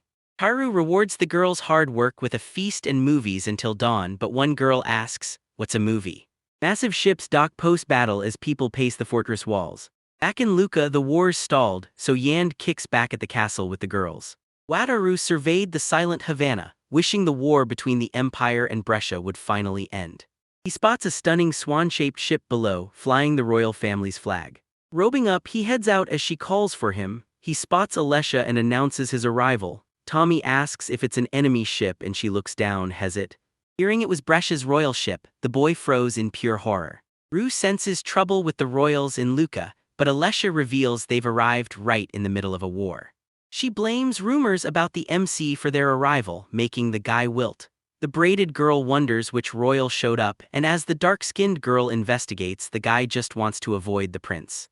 Alicia heads back to the city for the marquis, promising to alert the magician with any leads as she leaves under the hero's gaze. Watari sensed trouble and hated it, but his partner offered a drink to calm his nerves. He'd do anything to dodge the royal family. Alessia and her friend head to a meeting. They knew they'd be summoned, and Alessia was certain it involved the royal ship's arrival. She calms him, explaining they'll contract Wadri to handle it, avoiding royal wrath while keeping the magician happy. The guard waves them through. They share a look as the door swings open. The girls knelt as Alessia introduced Gura Saul, peeking up to see who stood before them. The guard introduces his master, Arnulf Eddy, second Prince of Bershi, who commands the girls to rise. The lady rises, revealing the Marquis at the table as he nods to Alessia. Marquiniu knows it all. The prince's aide asks about the magician, but Alessia shuts him down. The mage hates the spotlight and they have a secret pact. The man slams the girls for ignoring his messenger and demands the magician, but Thought Elijah calls out his rudeness, offering info while refusing to hand the mage over. Elijah offers to seduce the magician and deliver him to save her nation.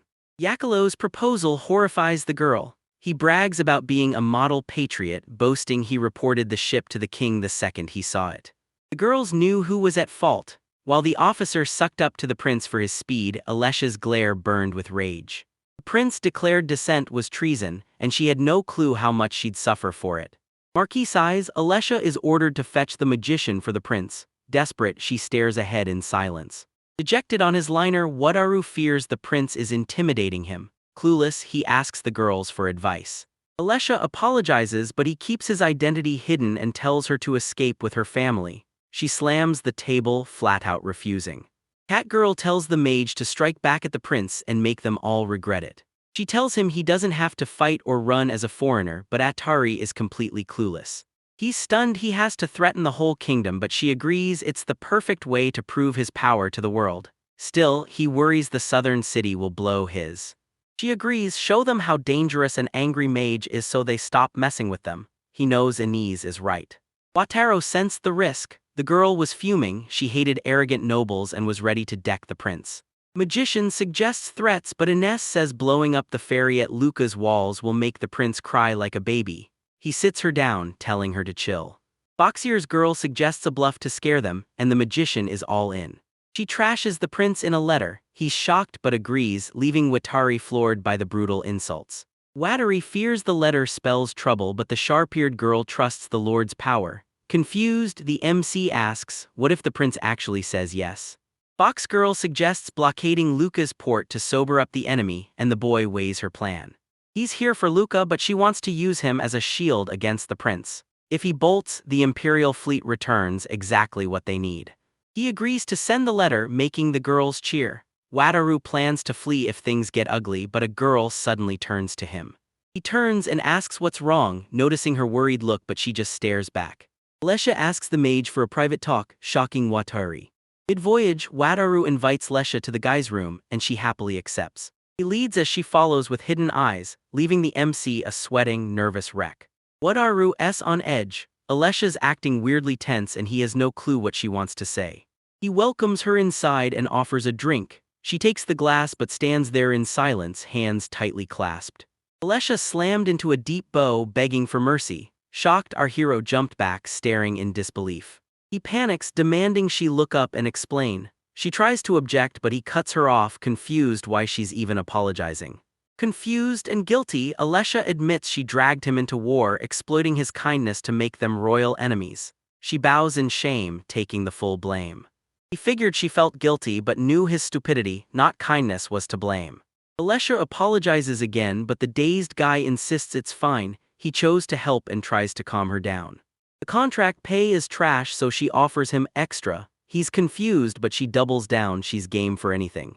He grinned, weighing his options as Alessia waited expectantly, but he realized his request was way too wild for someone this serious.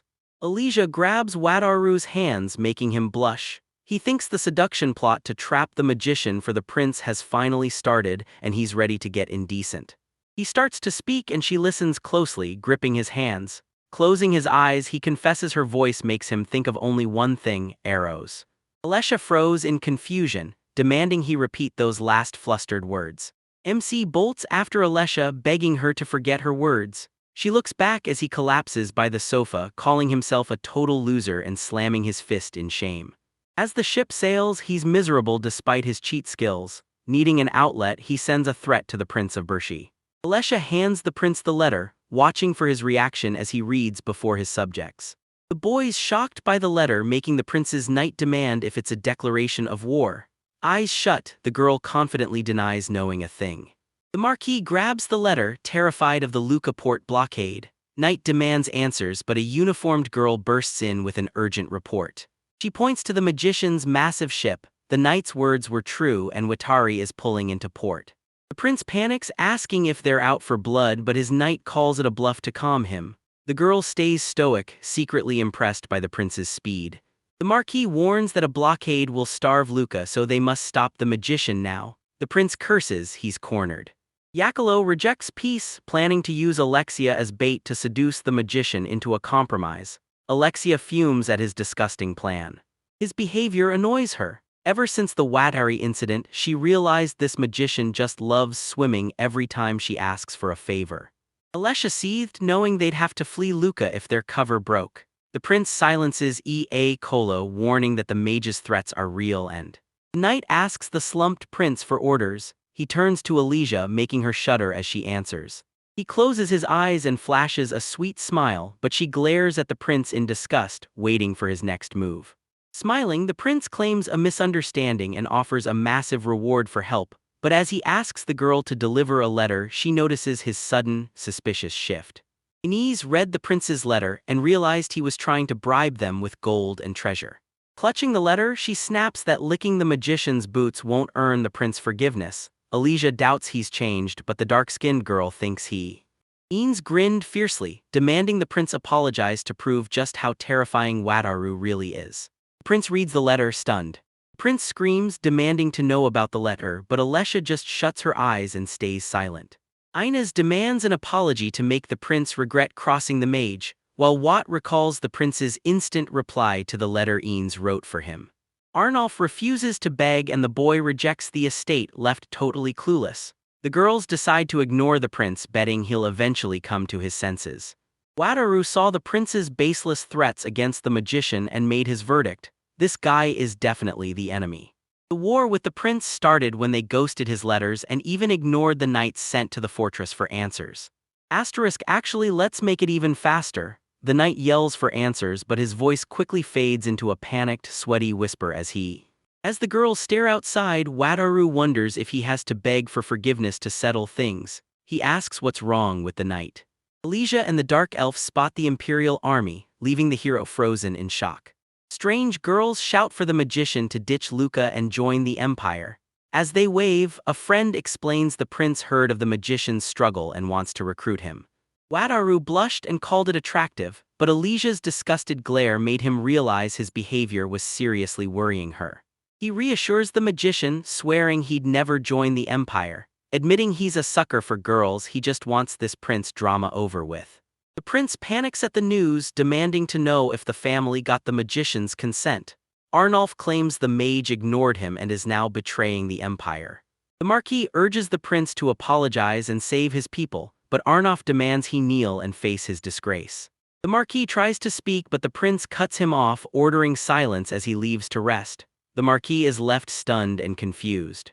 The knight stalks the prince, mocking his lack of respect until a guard's shout about the food stops them cold. Arnulf watches as they reveal only half the rations remain. Guards gossip about the war between the magician and the prince. Word is the prince pissed off the magic master and there's a hit on him. Hearing this, the prince. Arnulf screams the truth. The terrified Marquis is ready to kill the prince for Lucca. The knight tries to calm him, but the prince snaps. The Marquis and Lucas's men are with the magician, and he trusts no one. The prince sailed into the night, forced to retreat under the cover of shadows. The magician's spotlight floods the prince's boat. Arnulf shields his eyes from the glare, asking if they're watching him. Shells explode as the knight shields the prince. With the ship wrecked, he calls off the mission and orders a retreat to shore. Caped MC and Fox Girl scope the prince. He's unsure about attacking, but she says the magic ship is safe with Ines and Felicia on guard. The prince heads back to. With escape impossible, a despondent Arnulf heard the Marquis call his name. The prince turned to face him. The Marquis snaps, demanding to know if the prince is really ditching Luca. Panicked, the prince lied, demanding a private talk with the magician. The Marquis saw the bluff and closed his eyes to think. The Marquis screamed, "Stop lying." Next day, the prince must apologize to the magician while the entire city watches. Prince Arnulf bows to the mages at the pier in apology. The MC marks his arrival while a nervous Alicia asks if he'll actually kneel. The prince snapped up and slammed onto his knees, hands hitting the floor with pure determination. Arnold slammed his head on the pier, tearfully sobbing that he didn't want to die and apologizing. The city is reeling, and so is our hero, fighting a smirk with wide eyes behind his binoculars. Silence fell as the city gathered at the shore, facing the magician's massive ship anchored nearby. News of the prince kneeling to the mage spread across the continent, making Wataru world famous. Panicking, the MC realizes his secret identity is ruined forever. Arnulf kneels and the arrogant prince retreats, so our hero lifts the blockade. The prince flees Luca, leaving Viscount Jacob behind at the harbor. The knight delivers the Marquis' summons, reminding the Viscount of his failed rebellion. Jacob trembles, nearly in tears as he begs for mercy. Aboard the mage's ship, the squad girls thank the MC and celebrate the prince's defeat. Wataru smiled, refusing their thanks. He'd only planned to escape since the prince arrived. They were the ones who dragged him into this. MC warns the war isn't over just because the prince is coming. The girl slumps as a frustrated Alicia confirms he's right. As the girls serve, the MC sits and asks Alicia for the plan. Repelling the Imperial army is impossible now, only soldiers can defend Luca. One girl warns that even if the Empire retreats, it'll just happen again. The dark-skinned elf agrees the war will never end. He wanted out fast, but he was stuck helping Lucas's troops, until a new idea changed everything. He asks what happens if the Empire's army warps to the fortress. Stunned, the girls look to MC and weigh the offer. Empire's invading Polygon, the Beast Kingdom is defending, and Alicia weighs her next move. They've crushed the Imperial fleets and sea reinforcements will trigger total chaos. The Fox girl notes the Empire is too distracted to stop their escape. Alicia loves the plan and rushes to the Marquis. "I'm just glad it worked, now I can start my investigation." She questions his breach of contract, but he's just desperate for his freedom. He notes the fortress fits 5,000 and tells the Marquis to handle the rest. Without looking up, the Marquis asks for the magician's message. Alicia realizes he's being defensive because of her silence since the prince arrived. It's too late. Stunned, the Marquis confirms the sea invasion. The girl promises 5,000 troops, but when he asks if the mage will fight, she refuses, offering only their ship, Gyrusel. Lacking troops, the Marquis messages the prince. The girl asks the eldest or Arnulf. She knows the magician and Arnulf have bad blood.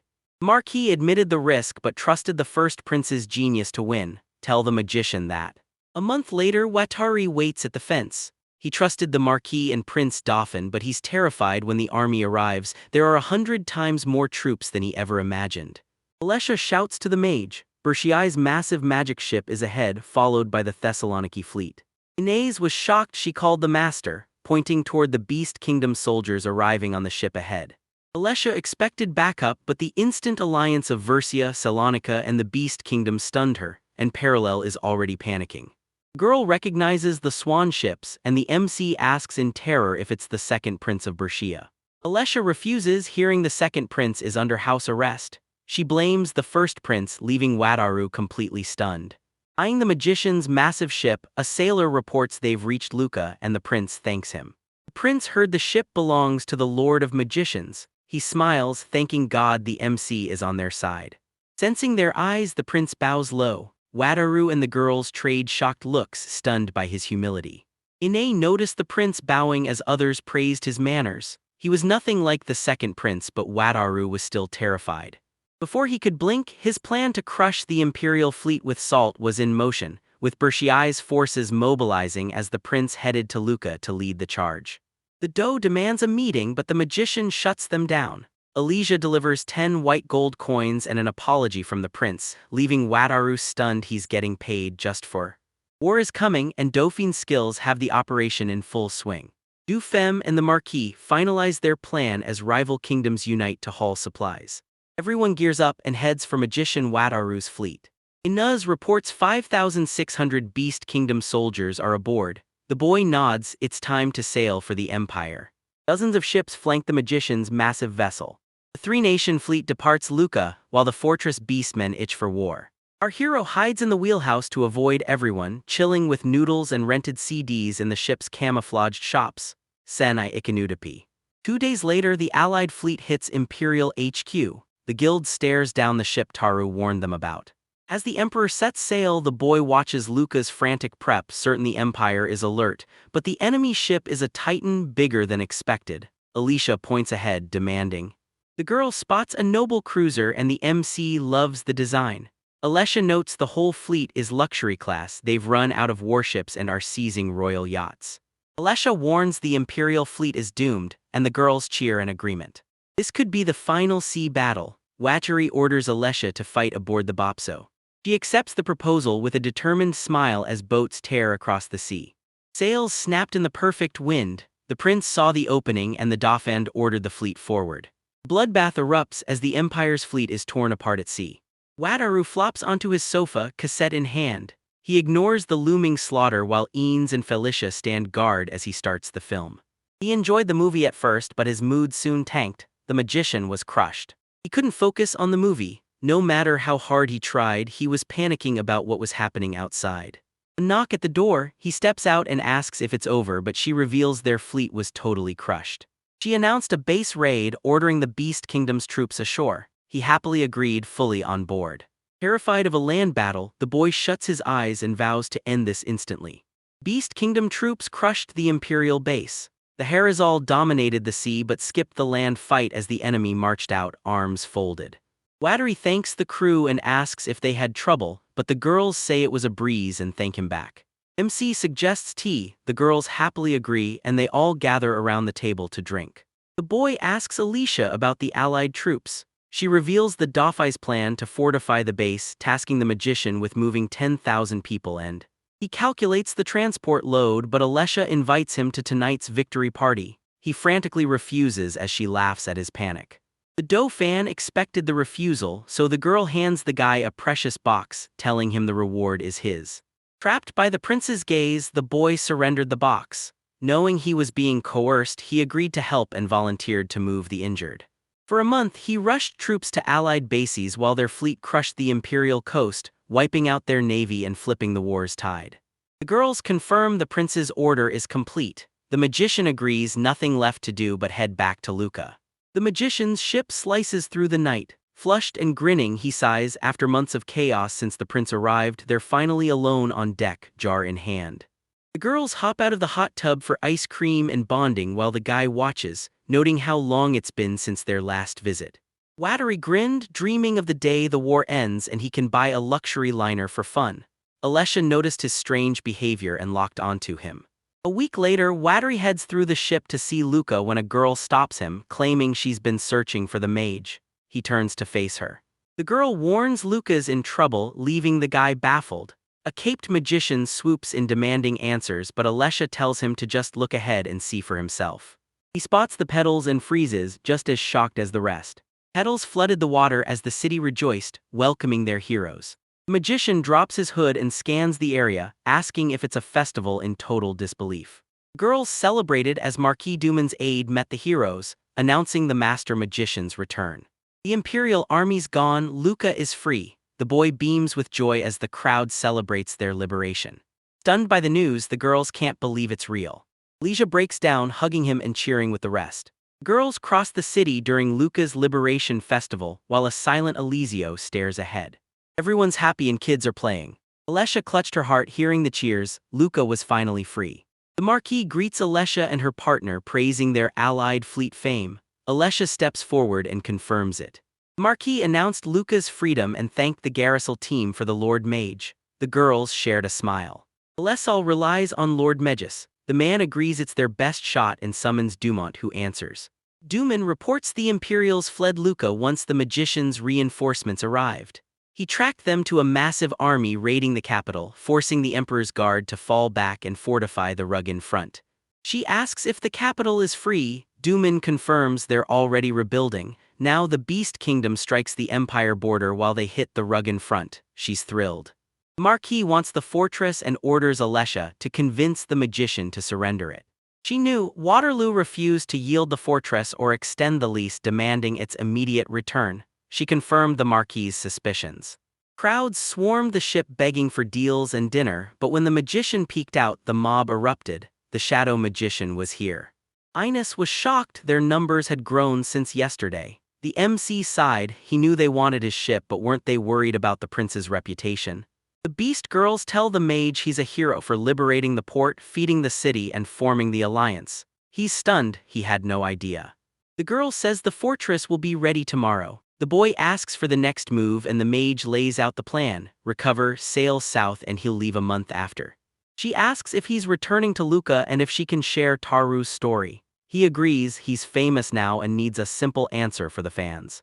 Alessia apologizes for the trouble, but the magician doesn't care. He'll make a fortune once he gets Pepper back. The MC suggests a boat trip south. The girls agree. Wataru went way beyond the plan and Alessia worries she can't afford him. She immediately pulls Irma aside to talk it over. Next day, the team leaves Luca for the southern city, our MC watching the horizon from the ship's rail. Leaning on the railing, he recalled crushing the Imperial fleet, breaking the prince, and everything they'd endured. The mages were more famous than expected, but with a mountain of platinum from the prince and marquis, their luxury voyage was set. Wataru ditched his cloak, shouting he was finally. Reaching the southern shore, he says his goodbyes. Alessia thanks him and heads toward the city on foot. Wataru thanked everyone for their hard work, and a confused girl thanked him back. He demands his money back once they reach the southern city, but Irma shoves a hesitant Alessia forward, insisting they act now while the guy watches in total confusion. Alessia grabs his shoulders, shouting his name. He's stunned, but she locks eyes and makes her move. She pecks his cheek and thanks him. They both blush while a stunned Tara watches in total confusion. The girls take turns kissing his cheeks in thanks, unsure if it counts as gratitude. He's stunned and loving it. Irma leans in and whispers, "Do you like it?" Realizing it was her plan, the MC thanks her silently as she says goodbye and leaves. Wataru, the dark elf, and Ian stay on board, wishing them luck. Sailing the sea, then hitting the street, he cracks a jar of black tea and chugs. The boy gushes over the morning while a sea monster slams against the ship's magic barrier. Inna gets up and asks about breakfast. Tari greets her back as a girl explains they're finally visiting the Dark Elf village to treat her relatives. 4 days after leaving Carousel, the heroes head for Dark Elf Island. Swimming past the rocks, the MC spots people above. Wataru sees the villagers and joyfully shouts to get their attention. Masked villagers aim bows at the heroes, leaving Wataru baffled. He asks why and a guard calls the chief, who unmasks and recognizes them. The chief identifies Wataru and apologizes for the tense meeting. Wataru asks why they're armed, but the elf denies any reason. The chief was just wary of the mystery ship, unaware Wataru was bringing guests. The MC plans to pick him up back in the southern city. Deep in the village, the boys gape at houses perched on massive tree roots. Marveled at the magnificent village as the local kids spotted Felicia and waved. Felicia smiles at the kids as Wataru praises the village. The chief thanks him, proud the houses were finished way ahead of schedule. The boy proposes a village founding festival. When the elder asks for details, the MC winks, calling it a holiday and revealing the food and booze are already prepped. The elder agrees but fears the village is too cautious after being hunted. The slime leaps off the guy's head, demanding a festival, and he's all in. The Dark Elf Relocation Festival kicks off. Wataru brings glasses, announcing the party starts tonight. A girl asks what a festival is, and the boy's description of noise and fun has the kids hyped. Ines hauls the wood, questioning the massive pile. The MC just grins, telling her to wait and see. He's planning a surprise holiday for everyone. Forced to give the opening speech, our hero freezes on stage before the entire Dark Elf nation. Watcher gripped his glass, feeling like a failure despite the beautiful crowd. Cursed and dejected, he announced the village was finished, then choked, lost for words. Raising a wooden barrel, the boy toasted to the village's prosperity and health as the elves cheered in celebration. The crowd eats in silence. Teru's confused. This feels like a buffet, not a festival. Eanes agrees it's way too quiet, but Felicia insists they're just nervous. Wataru imagines Felicia as a rich idol in Japan but snaps out of it when a girl approaches and calls her name. Her mom asks for help. Philly checks on Wataru, who tells her to go. She thanks the mage and leaves as he watches. Wataru steps into the pitch black, ready for action. Under the elf's gaze, he signals Anise to spark a flame and she instantly complies. Firewood erupts, incinerating the dark elves in the dead of night. One girl calls it hot, the other beautiful. Wataru identifies the bonfire. Ains loves it. She's seen them adventuring but never this massive. The boy finds it charming. As kids play with his slime, four girls interrupt him, asking to sing a song. They spot Felicia in a dress her mom forced her into. Ini asks if she can sing or dance and Felicia reveals she's a dancer. He approaches Felicia, blushing as he asks to see her dance. She tells him not to expect much while the elves by the fire wish her luck, their shadows looming. Felicia exhales, ready to dance. Three girls sing while Felicia dances solo. This isn't the festival he expected, but the mysterious, peaceful vibe is just as good. Felicia blushes and grins, dancing on with her eyes locked on the MC. Elves clap to the beat as the boys soaked in the festival, but Felicia's stunning dance stole the show. Morning hits and seeing the dark elves sleep and clean, the boy knows everyone had a blast last night. Inez is horrified by the drunken mess, but the MC notes the party followed them back to the ship. Wataru pities Romano, an elf clutching a bottle on the ground. As the headman's daughter scolds her hungover father, Wataru's shocked the village leader is such a wreck. The headman apologized for the scene, but he just smiled, glad the crowd loved the festival. The elder agrees, thrilled they can finally be loud without being caught. He even wants elves from other lands to join, but the boy is totally confused. The elder recalls, decades ago, dark elves in Jira were suffering under human supremacist rule. The elders didn't know if they survived. Tommy stared at the elf, stunned by the news. Kids swarm Wataru to play and he happily joins, leaving a saddened Felicia watching from the sidelines. A month later, peace finally returns to the Dark Elf Island. Standing on deck, he shades his eyes from the sun and admits he loves it here. Eanes and Felicia interrupt his peace, announcing the master returns to the southern city today. Startled by voices behind him, the boy leaps forward, but Ain Ness gets back to the point. He's returning in a month. Wataru feared mage trouble in the south, but the girls reminded him of Gura Sali and Camilla, instantly lifting his spirits. Thinking of the girl, he agreed it was all for her. On deck, Wataru cast a spell over the ship. Back in Southern City with the girls, he's on edge about the magicians. After a long absence, he docks the ship and heads ashore. The boys scout the port. Wataru notes it's dead quiet and Felicia agrees, no enemies in sight, but they stay on high alert. They reach the trade guild without a hitch, meaning news of the magician incident hasn't spread yet. The heroes enter, Wataru searching for Camilla. Suddenly, she rushes out, shouting his name. He's thrilled to see her, but she immediately grabs his hand. She flashes a menacing smile, needing to talk. He's confused but certain it involves magicians. Camilla stands by the guildmaster as the group stares. Wataru is on edge. Wataru notes the long years, but the guildmaster turns serious, asking if the rumors are true. Did he introduce the mage to Harazel? Wataru knew they'd start digging, so he decided to lie and claim he wasn't a mage. The master detailed the magician's path of destruction. He crushed the imperial fleet, humbled the prince of pressure, and pushed the empire to the brink. When the old man questioned his true power, he faked shock, crying about how horrible the mage was, but the guildmaster and Camilla just stared back blankly. The guildmaster asks about the magician rumors, but the boy claims he was busy buying pepper. Camilla grills him on Wataru's secret return south, and the boy realizes he can't. Wataru reveals his magic ship can reach the southern continent and tank monster attacks. Stunned, the old man says it's in high demand and asks if he's giving it up.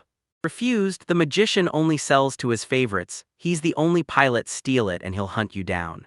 The old man realized the mage wanted zero trouble and total silence. The guildmaster believed him but still demanded to inspect the ship, catching Wataru off guard.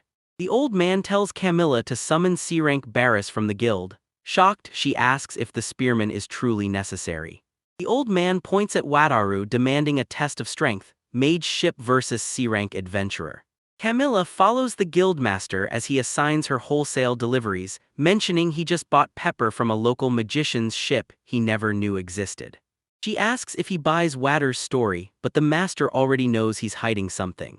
The master tells her, Wataru is definitely a magician. Shocked, the girl hears the old man's warning: he's kind until cornered, then he's lethal. Better an ally than an enemy, but she still doubts Wataru. The old man says Luca treats magicians well, so there's no danger. Knowing he can't refuse a plea for help, she smiles. It all adds up. Next day, MC disguises the ship as wood. He calls it a hassle, but Felicia says it's the only way to fool the guildmaster. Inez accepts Watter's story and offers a deal. Guilty over his lies, Watter exits to wait for the guildmaster when a sudden shout makes him turn. Alesha's squad waves to the guy above, shouting it's been way too long. He's stoked to see the girls, asking if they came for them. Alesha confirms they're here to say thanks for protecting Luca, so the MC invites them aboard for tea. Felicia greets the guests as one girl notes the heavy indoor camo. The others swarm Taru, demanding to know what happened. Guildmaster grilled him yesterday and is heading over to inspect his ship today. Alesha apologized for the trouble, but Wataru told her to stop before he got embarrassed. She relaxed and the tea was ready. She dumps out 313 platinum coins as a reward. Wataru's confused at first, but the massive value soon leaves him in total shock. He thinks the massive payout is a mistake, but she explains it's from selling Palermo's dragon skills and war rewards, all thanks to Wataru. He says it's too much, but Alesha argues it's nothing compared to Haru's help. Since they're loaded, the magician decides to buy a luxury cruise ship for the whole crew. Wataru accepts the reward, but a sudden grab from behind shocks him. Irma leans in, whispering they can finally quit working and live in luxury, making him blush. Alesha asks to drop the formalities. The guy hadn't noticed, but the other girl suggests easing into it to avoid awkwardness. Wataru promises to try. Surrounded by girls, he's too stunned to be happy. This was way too sudden. Inaz reports the trade guild's arrival. The boy turns as Camilla and the guildmaster approach the ship. Wataru hits the meeting with Alesha, sensing just how dangerous this C-ranker truly is. She corrects him: he's the guild master. Apologizing for the wait, the C-rank boss asks why Jira Sol is there. Alesha steps in as Wataru's escort, whispering that 2 guards aren't enough for a C-rank. Wataru questions the need but lets her stay. The guildmaster introduces Marco, the Southern Count's knight and the experiment's overseer. Wataru just nods along, totally confused. Sailing away, Wataru finds a deserted hideout to stay hidden, but he spots a stranger in the distance and demands to know who it is. Alesha's team grabbed the guy and forced him back, warning him he's only a C-rank. The girls identify the smiling spearman as Barris, admitting they couldn't beat him even if they tried their hardest. Spear in hand, he listened as they talked about him. Elijah warns Vader if Boris attacks outside the ship, he's on his own. Vader breaks into a sweat, stunned by her coldness. The ship docks and the guildmaster greets Barris with a handshake, both thrilled to finally meet. Baris shakes Camilla's hand, leaving her flustered. She's stunned that the nation's dream C-rank adventurer is such a total gentleman. Baris asks if this is the legendary magic ship. The guildmaster confirms he's right while heroes and spearmen keep watch. The guildmaster demands Wataru come up, but Alesha refuses. They're completely outclassed by Boris's strength and have no choice but to hide. The guildmaster understands but asks if they suspect betrayal. The girl denies it, but they stay alert while Wataru doubts he'll turn. The guildmaster demands trust and Elijah backs his judgment. He notes the praise, but as the old man preps an experiment, Baris interrupts with a new plan. To prove their loyalty to Wataru, the boy offers the guildmaster as a hostage, stunning the man with his sheer audacity. The guildmaster retreats, but Barris binds him instantly. Barris gleefully starts the experiment to test the ship's durability, asking the shocked man for his cooperation. The master admits he's scared. Camilla glares, realizing she misjudged the spearman. Ines calls it awkward, but Alesha says keep it that way. The girls seize the bound master, blades to his throat. He's baffled by the mess while Wataru offers a silent apology. He thanks the girls for their caution but thinks it's overkill for a C-rank. With everyone ready, the guildmaster starts the experiment. The old man signals Baris, who leaps up and vanishes instantly, leaving our hero stunned. Eris leaped over the ship, spear swinging as he charged. Massive impact sends waves surging, lighting up the ship's shields. A shockwave blasts the wind. Felicia shields Waterloo while the boys stand stunned. The crowd braced against the gale, stunned, as the guildmaster cackled and the water surged past the shore. Eris returns to his post, thrilled the ship is scratch-free. Truth realized the spearman was a monster after one strike, finally understanding the need for a hostage as the girls gaped at Barris' insane power. Barris strikes again, spinning his spear with fresh intensity. He swings, the ship leaps, and a shocked Wataru realizes he's airborne. The ship splashes back, the hull holding firm as the crew praises its insane strength. Even if the ship survived, would Boris, that's the terror of a C rank, asked for his take. Boris admits his spear couldn't even budge the enemy. The guildmaster says the barrier is nearly unbreakable. Pleased with the test, the old man sends Wataru inside to investigate, and the knight tags along with the boy's approval. Breeze wanted in, but Wataru cut off the spearmen to pick Camilla, leaving Breeze fuming. The guildmaster and Camilla search the cabin while the knight scouts the perimeter. Guildmaster cleared the inspection, everything's normal. Defense confirmed. The knight reports to the southern count while Camilla claims mages are now untouchable, and a confused Wataru agrees. Massaging his neck, the master finally got the hype. This mage was stripping the magic right out of their spells. Wataru was their only link to magic. The experiment ends and the ship sets sail. Barris begs for a rematch once he's stronger, but the boy shuts him down. The guild master offers help, and a confused hero agrees before warily waving them away. With the pepper sold, he's finally ready to ditch the South and chase his real goals. He dreamed of owning a luxury liner, now he's finally picking one out. Huge sacks are hauled off the ship. Ness confirms the pepper's all there, and the man's satisfied while Camilla waits inside for him. She smiles, telling Wataru the pepper is still top tier despite the time and thanking him with all her heart. Camilla grills him on his pepper storage. He laughs nervously, remembering his experiment 3 days ago. He's selling to the guild but hiding a massive stash 7 times larger to avoid the magician's suspicion. She argues the deal, asking his price for the pepper and cash. Minting platinum coins takes 20 days, can he wait? Wataru withdraws funds and asks for a deal. The girls shocked, they have 200 platinum coins. Wataru's playing it safe since that magician is more trouble than he expected. Camilla smiles, promising everything in 20 days. She asks for a wholesale pepper deal next and he blushes, agreeing instantly. He expected a fortune despite the chaos, but the cruise ship was here. He said goodbye to Camilla. Joyful shouts catch his ear as a girl sprints over, clutching something and yelling for him to wait. An animal-eared girl rushes Wataru with a massive crab, demanding a feast while he stands there baffled. While sailing, the guy's stunned by the massive seafood. Elijah apologizes for the surprise, calling the beast a big grabber. Wataru asks about eating the beast, shocking Camilla. The girls don't eat monsters, but they caught this one for Wataru to cook. He'd grill the crab, but it's too big for a pot. Alessia suggests chopping it, but he says that ruins the flavor and summons it to the ship, leaving the girls. A crab sits in a rubber-looking boat. The girl asks to boil it, and Wataru reveals he swapped it for a camouflaged iron one, so it's cooking time. Aina magics up hot stones and hurls them into the water with the boy's nod. The stones died, one shot wasn't enough. Eanes told her to try again, but Irma suggested heating the boat instead. An hour later, the crab is ready. It's a vibrant red, looking like fire is trapped inside until Eanes finally hits his magic limit. Haru suggests a booze-fueled party. Alessia's all in, and he stops a luxury ship. The girls split the massive crab, but the guy finds it disgusting. Elijah says it's not toxic and they only confirm it's edible when the other girl starts feasting. Silence fell as everyone watched, waiting. She bit the meat and cried out in surprise.